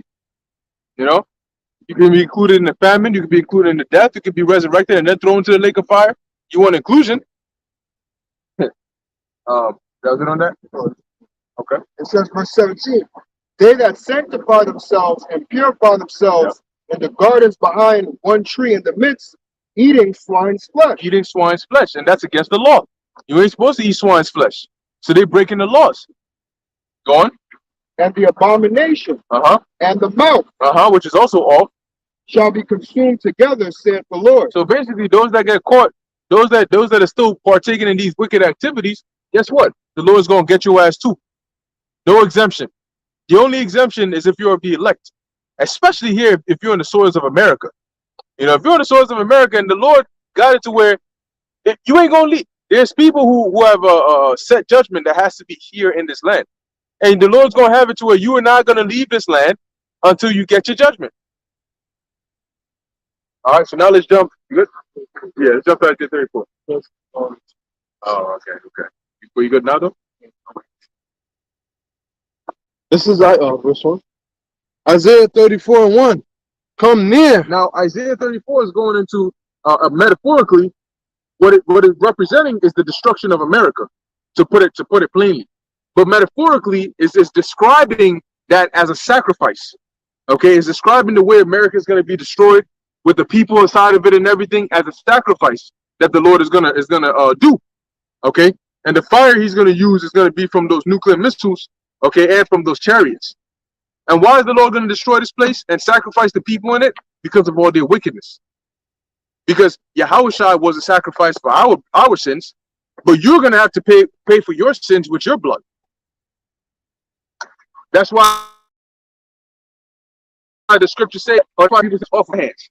Okay, it's going to be on your blood is going to be upon your own head. You're going to pay for your sins with your own blood, because it's willful. You know that you're doing wrong and you're doing it. And for all of you that are joined onto them, that are consenting onto them, you're going to pay for it too.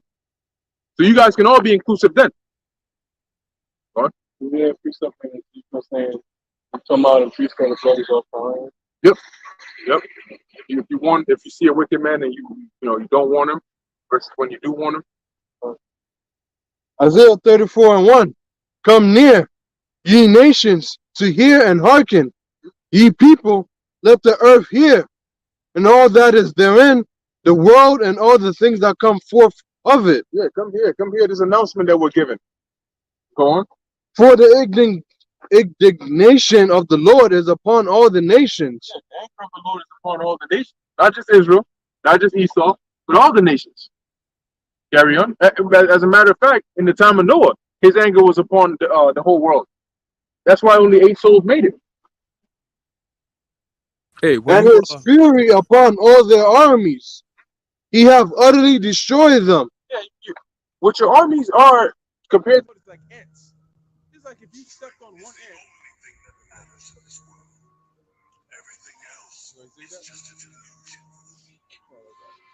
If you stepped on one ant, and you see like a swarm of ants coming at you now.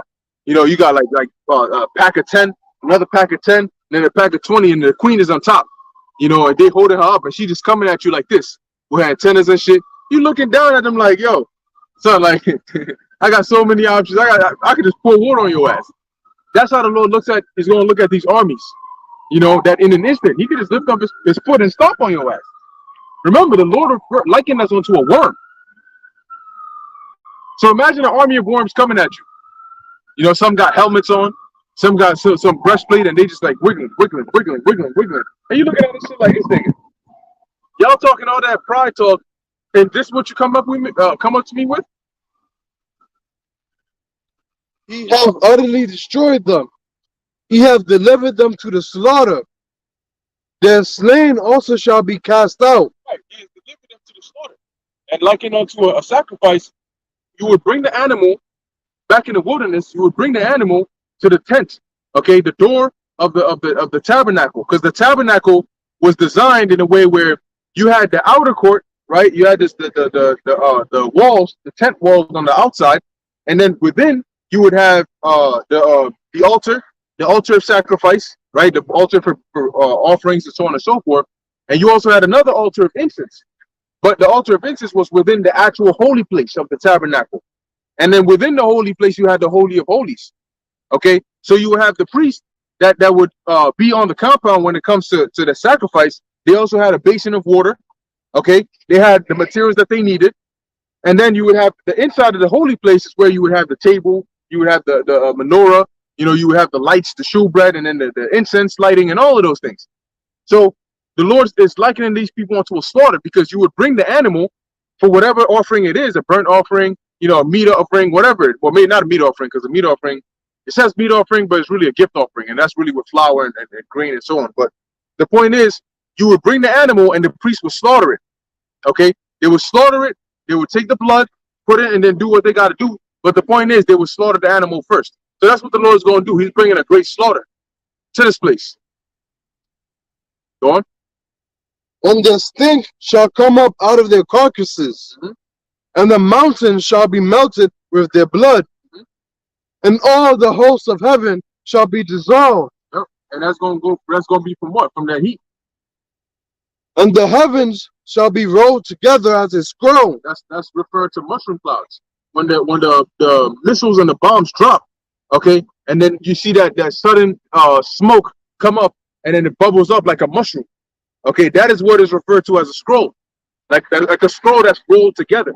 Because a scroll is really like a piece of paper, but when you roll it together, it forms that shape like that. Okay, so that's what Isaiah. What are we in? Jeremiah. Isaiah. That's what Isaiah is referring to here. Go on. And all their hosts shall fall down, as the leaf falleth off from the vine. Yeah, because guess what? At the same time, while this destruction is going on, Revelation 12:7 tells you that there's going to be war in heaven, and then it tells you that after that, their place was found no more in heaven. So number one, they're going to lose their rulership, but number two, they're literally going to be destroyed from the skies. You know, when they're flying around, you're gonna try to fly against angels and chariots. Them angels gonna have fun. They can't deal with them now. They say, oh, the technology is too much. It's too far advanced. The way they could stop, go here, it went underwater, then came out. It seems like it's, I think the word is propulsion system. It's like, what the hell is that? How does it make a move to where it just doesn't like go like this? It could just, Right. you know, like however. So it's like they can't deal with it now. So how much more nothing? Hey, how the hell do you splash? You go into water without leaving a splash? How does that work? That's it. Because they weren't created in this world. Go on. That's heavy, man. And as a fallen fig from the fig tree. Mhm. For my sword shall be bathed in heaven. Behold, it shall come down upon Idumea. Yeah, and that's going into the missiles as well. John describes that. I forgot what chapter in Revelation it was. Maybe the 8th chapter or so, where he talks about the basically the missiles were falling like a fig tree that is shaken of a mighty wind. You know, so imagine the wind just moving the tree back and forth, and every time it falls, it just showers down figs. So that's what John is seeing, like it's raining down these missiles. Go on. And upon the people of my curse to judgment. Right, so it's gonna fall. The Lord's sword is really dealing with these missiles. And that's in Isaiah what's that, 50, 56 and 17 or the Smith. Nah, I think it's 54 and 16. I've created the waster. Yeah, that one. So that's a part of the Lord's sword. And he's gonna bring it down upon Idumea. Boom. So where's the primary residence of Idumea? Babylon or America. And that's why this place is going to be a complete desert. But you know where else is going to be a desert? The land of Israel. Because that's also another residence of Idumea. What? The sword of the Lord is filled with blood. It is made fat with fatness and with the blood of lambs and goats. And you got to keep in mind that Isaiah, a lot of Isaiah's writings were written, you know, like metaphorically as well. It was likened onto different things that would actually happen in the ancient world. So his read that verse again. Verse 6. The sword of the Lord is filled with blood. It is because that's you use it to do the slaughtering, right? So it's filled with blood going. It is made fat with fatness. It is made fat with fatness. Then this is the sacrificial metaphorical part of it, right? Because the priest will kill the animal, and then they would cut the animal apart, cut it asunder, because you got to get out the fat. You know, you got to get out the fat. You got to get the fat that's above the caul. You got to get the kidneys out, depending on the sacrifice you're doing. And for some of them, you would actually just burn the fat onto the Lord. Okay, so sometimes you would cut off the head, cut off the arms, you know, and then sacrifice different parts of the animal. Go ahead. With the fat of the kidneys of rams. And the rams and the animals that are described in this chapter represent the people. Okay, they're the sacrifice in this land. This is the altar. This whole big ass land is the altar, and the people are the sacrifice. So the Lord's going to slaughter you and sacrifice you. Go on. For the Lord hath a sacrifice in Basra. Yeah. And that modern day Basra is going to be America. This is where that sacrifice that the Lord has is going to take place. And we're going to witness it. And who's the ultimate priest? Yahushua. That's why in Revelation 14, remember it mentions that those that take the MOTB are going to be burnt with fire and brimstone in the presence of the Lamb and the angels. Because Yahushua is the priest. So it's like you being sacrificed in his presence. He's offering up that sacrifice to the Lord. Go on. And a great slaughter in the land of Idumea. Yeah, and a great slaughter in the land of Idumea, because a lot of people are going to die. They're going to fall. Go on. And the unicorns shall come down with them. And the bullocks And with the unicorns bulls. are a type of ram. You know, the ones that have that horn, like it was described in Daniel the 8th chapter. You know, like the he-goat that had the horn in the center of his head. So it's not talking about the mythical white creatures with wings, Pegasus and shit. You know, no. Go ahead. and their land shall be soaked with blood, and their dust made with fatness. Yeah, so this is all once again putting emphasis on the destruction that the Lord is going to bring to this land. Carry on. For it is the day of the Lord's vengeance, and the year of recompenses, for the controversy of Zion. For the controversy of Zion, for the things that you've done to us, for the blood that you shed in this land, for the wickedness that you've done, for the laws that you've broken, and then for spreading that wickedness and that cancer all around the whole planet Earth. Everything is just destroyed, lifeless, and dead because this devil got in power. Destroy them that destroy the earth. There you go. That's what the Lord's going to do. Go on.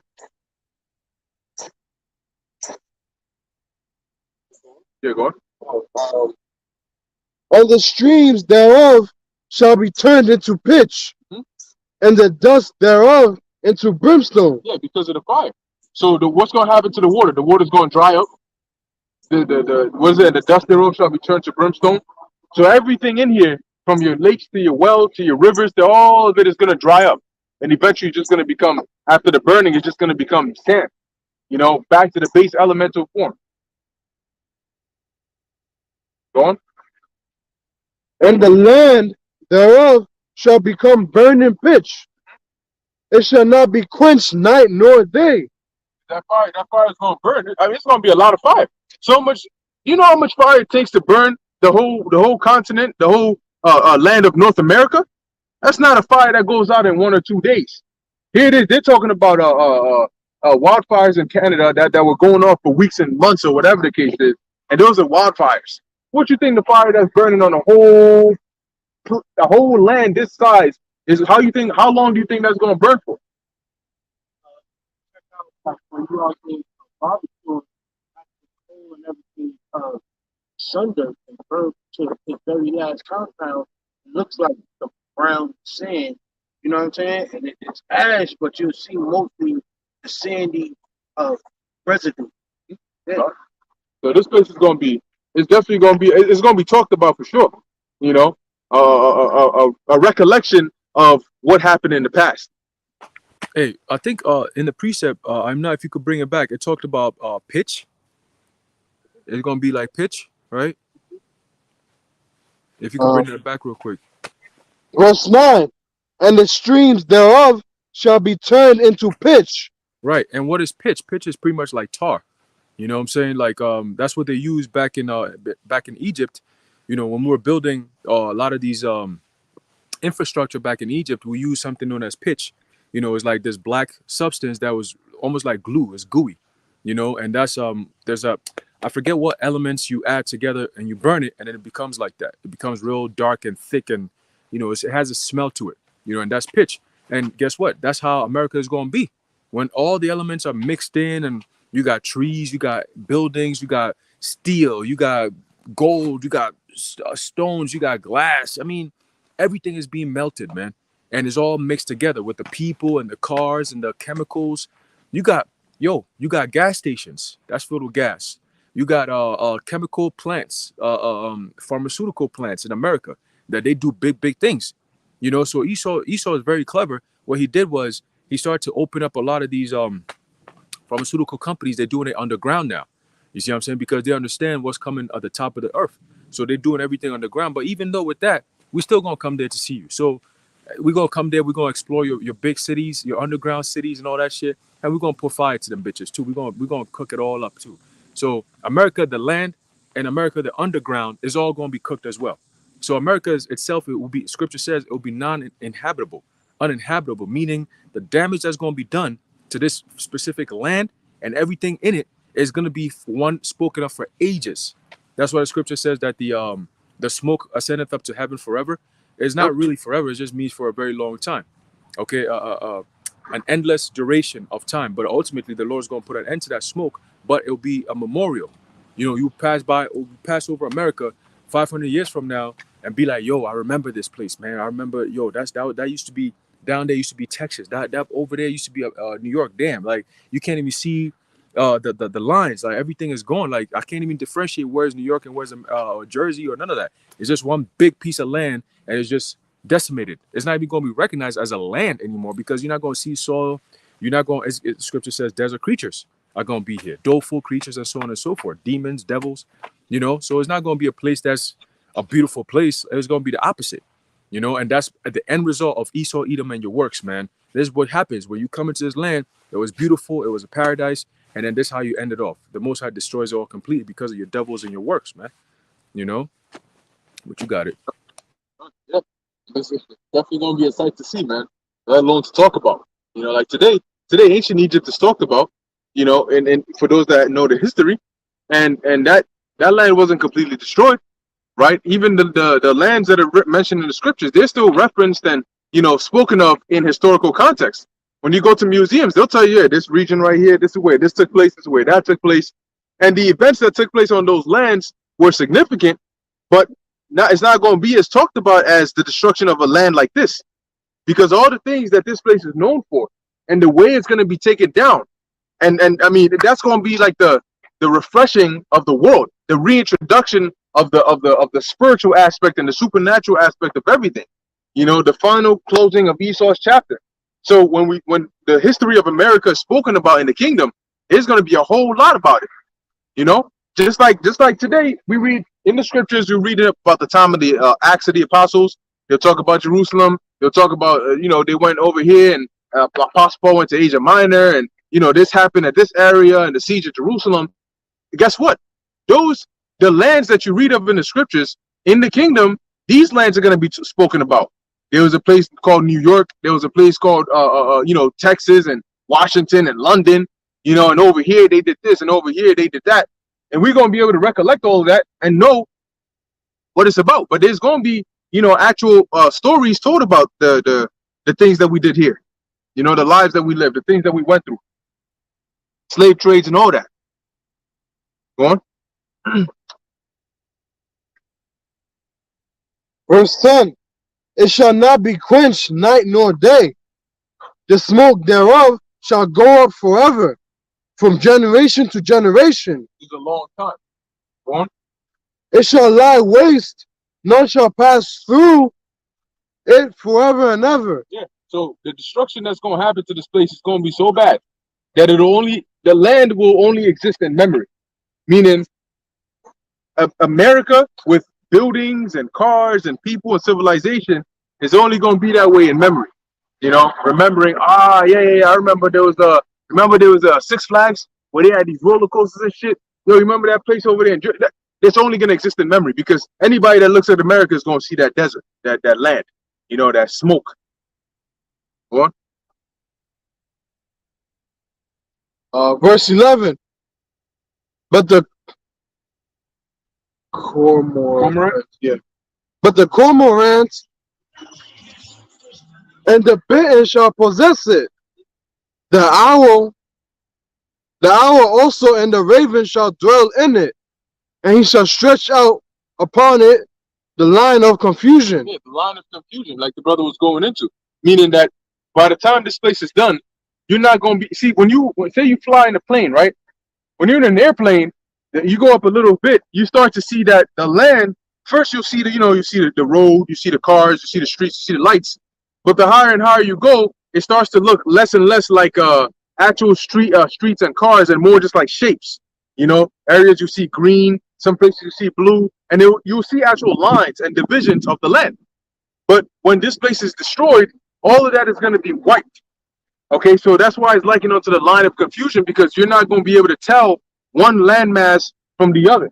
You're not going to be able to tell one location from the other to say, oh, this was over here or this land was over here. You're not going to be able to tell that. What? And the stones of emptiness, they shall call the nobles thereof to the kingdom, but none shall be there. Yeah, because they're all going to be destroyed. And the top dogs, Lloyd, top dog, right? The top dogs, they ain't going to be here in America. You know, them top elite dogs, they're going to be over there in London and Europe, and some of them might be in space stations, some of them might be in some underground bunker somewhere. But guess what? We're going to find you. Like in Dragon Ball Z, we're going to be able to sense you, and we ain't looking for your power level because you ain't got shit. We just going to sense you and know where you at. You know? And then next thing you know, we just like Magneto. Because what they do is they build these facilities and then they bury it underground. What we're gonna do is we're just gonna open up the earth and we're gonna lift up your metal or whatever material facility is, slam it down, grab the door, open that shit, and here you are. Okay, and you just gonna go right up into slavery. You're gonna shackle your ass up, and the same way you had us in them lines. Guess what? We're gonna have your ass in them lines. You know, you're gonna see red Edomites walking. You know, in the hot ass sun. You see Jacob Rothschild up in there walking. You know, you know how they walk. Their knees are bent. They got that bent knee shit. You know, they just walk all slow and shit. You know, better move your ass, nigga. All that wickedness you done committed. Now you gonna act like you were helpless enough. Fuck that. Throw his ass on there. Okay, so from day one, it's gonna be over for you. What? And the stones of emptiness, they shall call the nobles thereof to the kingdom, but none shall be there. Yep. And all her princes shall be nothing. And thorns shall come up in her places, nettles and brambles in the fortresses. Yeah, because they're gonna be nobody's gonna be living here. Okay, this is gonna become a no man's land. All right, go ahead. And it shall be a habitation of dragons, and a court for owls. The wild beasts of the desert shall also meet with the wild beasts of the island. Yes, you're gonna have wild animals. You're gonna have left hand spirits. You know, all these different things in here. Because I believe there's one of those words in there. It might be Isaiah 13 or so. It talks about the satyrs and all these different names in there. Some of them are wild animals, but I forgot where it was. But one of the definitions was talking about, like, you know, actual spirits. You know, like demons and shit. But I mean, these demons, we know they don't really reside in just one place. They roam about anyway. Because guess what? Demons are still gonna have a job to do. See, the Lord created demons for a purpose, and the fact that these nations will never be perfect means these demons will always have a job to do. All right, they're always gonna have a job to hop on these nations, hop on these people, even after the 1,000 years. They're gonna start hopping on these other, you know, every now and because we're judges, right? So every now and then we're gonna have situations where we gotta judge. You know, oh, what happened? Oh, no, this person broke the law. This person did this. Oh, okay. Well, you know what the judgment is. Go ahead.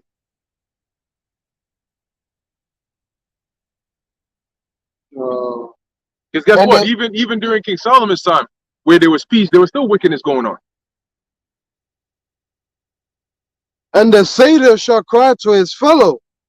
The screech owl also shall rest there, and find for herself a place of rest.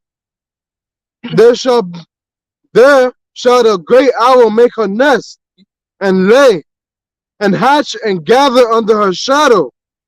There shall the vultures also be gathered. This is not a precept for Isaiah. What's that? 34:16. This is not a precept to tell you that by was that precept? Yeah, vultures having sex. By line that he measured it onto them and all that. Seek ye out the book of the Lord. That's not talking about no vultures. All right, I just mentioned that out there because apparently you got individuals saying that this is the precept they use to justify or say that Isaiah 34:16, where it says, seek ye out the book of the Lord and read, none shall want her mate. It's not talking about the Bible, but it's actually talking about of all creatures. In here, it mentioned owls, it mentioned satyrs, all this stuff. Why vultures, though? You know? Vultures having sex. Oh, shit, okay. What? There shall the vultures also be gathered, everyone with her mate. Seek ye out of the book of the Lord and read. No one of these. The book of the Lord is the Bible. Okay, shall fail. No one of these shall fail. Yeah, so the book of the Lord is the Bible. No one of these shall fail. To the prophets in the book. We're about to wrap it up in like a minute anyway. So the prophecies in the book, none of these. All right, as it says in Habakkuk. Go ahead. None shall want her mate. Yeah, and what it is talking about is you don't need to mix the content of this book with any other book to validate this book. Okay, you don't need to make this book with any other book. Okay, the Bible is a standalone book. Everything you need is in here. Now there's other information that can be helpful, but everything you need is in this book. That's why the Lord told Ezekiel to eat the whole roll. He didn't say go eat the roll and then go find a little something to, to wash it down. Go ahead. For my mouth it have commanded, and his spirit it have gathered them, and he have cast the lot for them, and his hand have divided it unto by line. So the Lord commanded, and his spirit gathered them.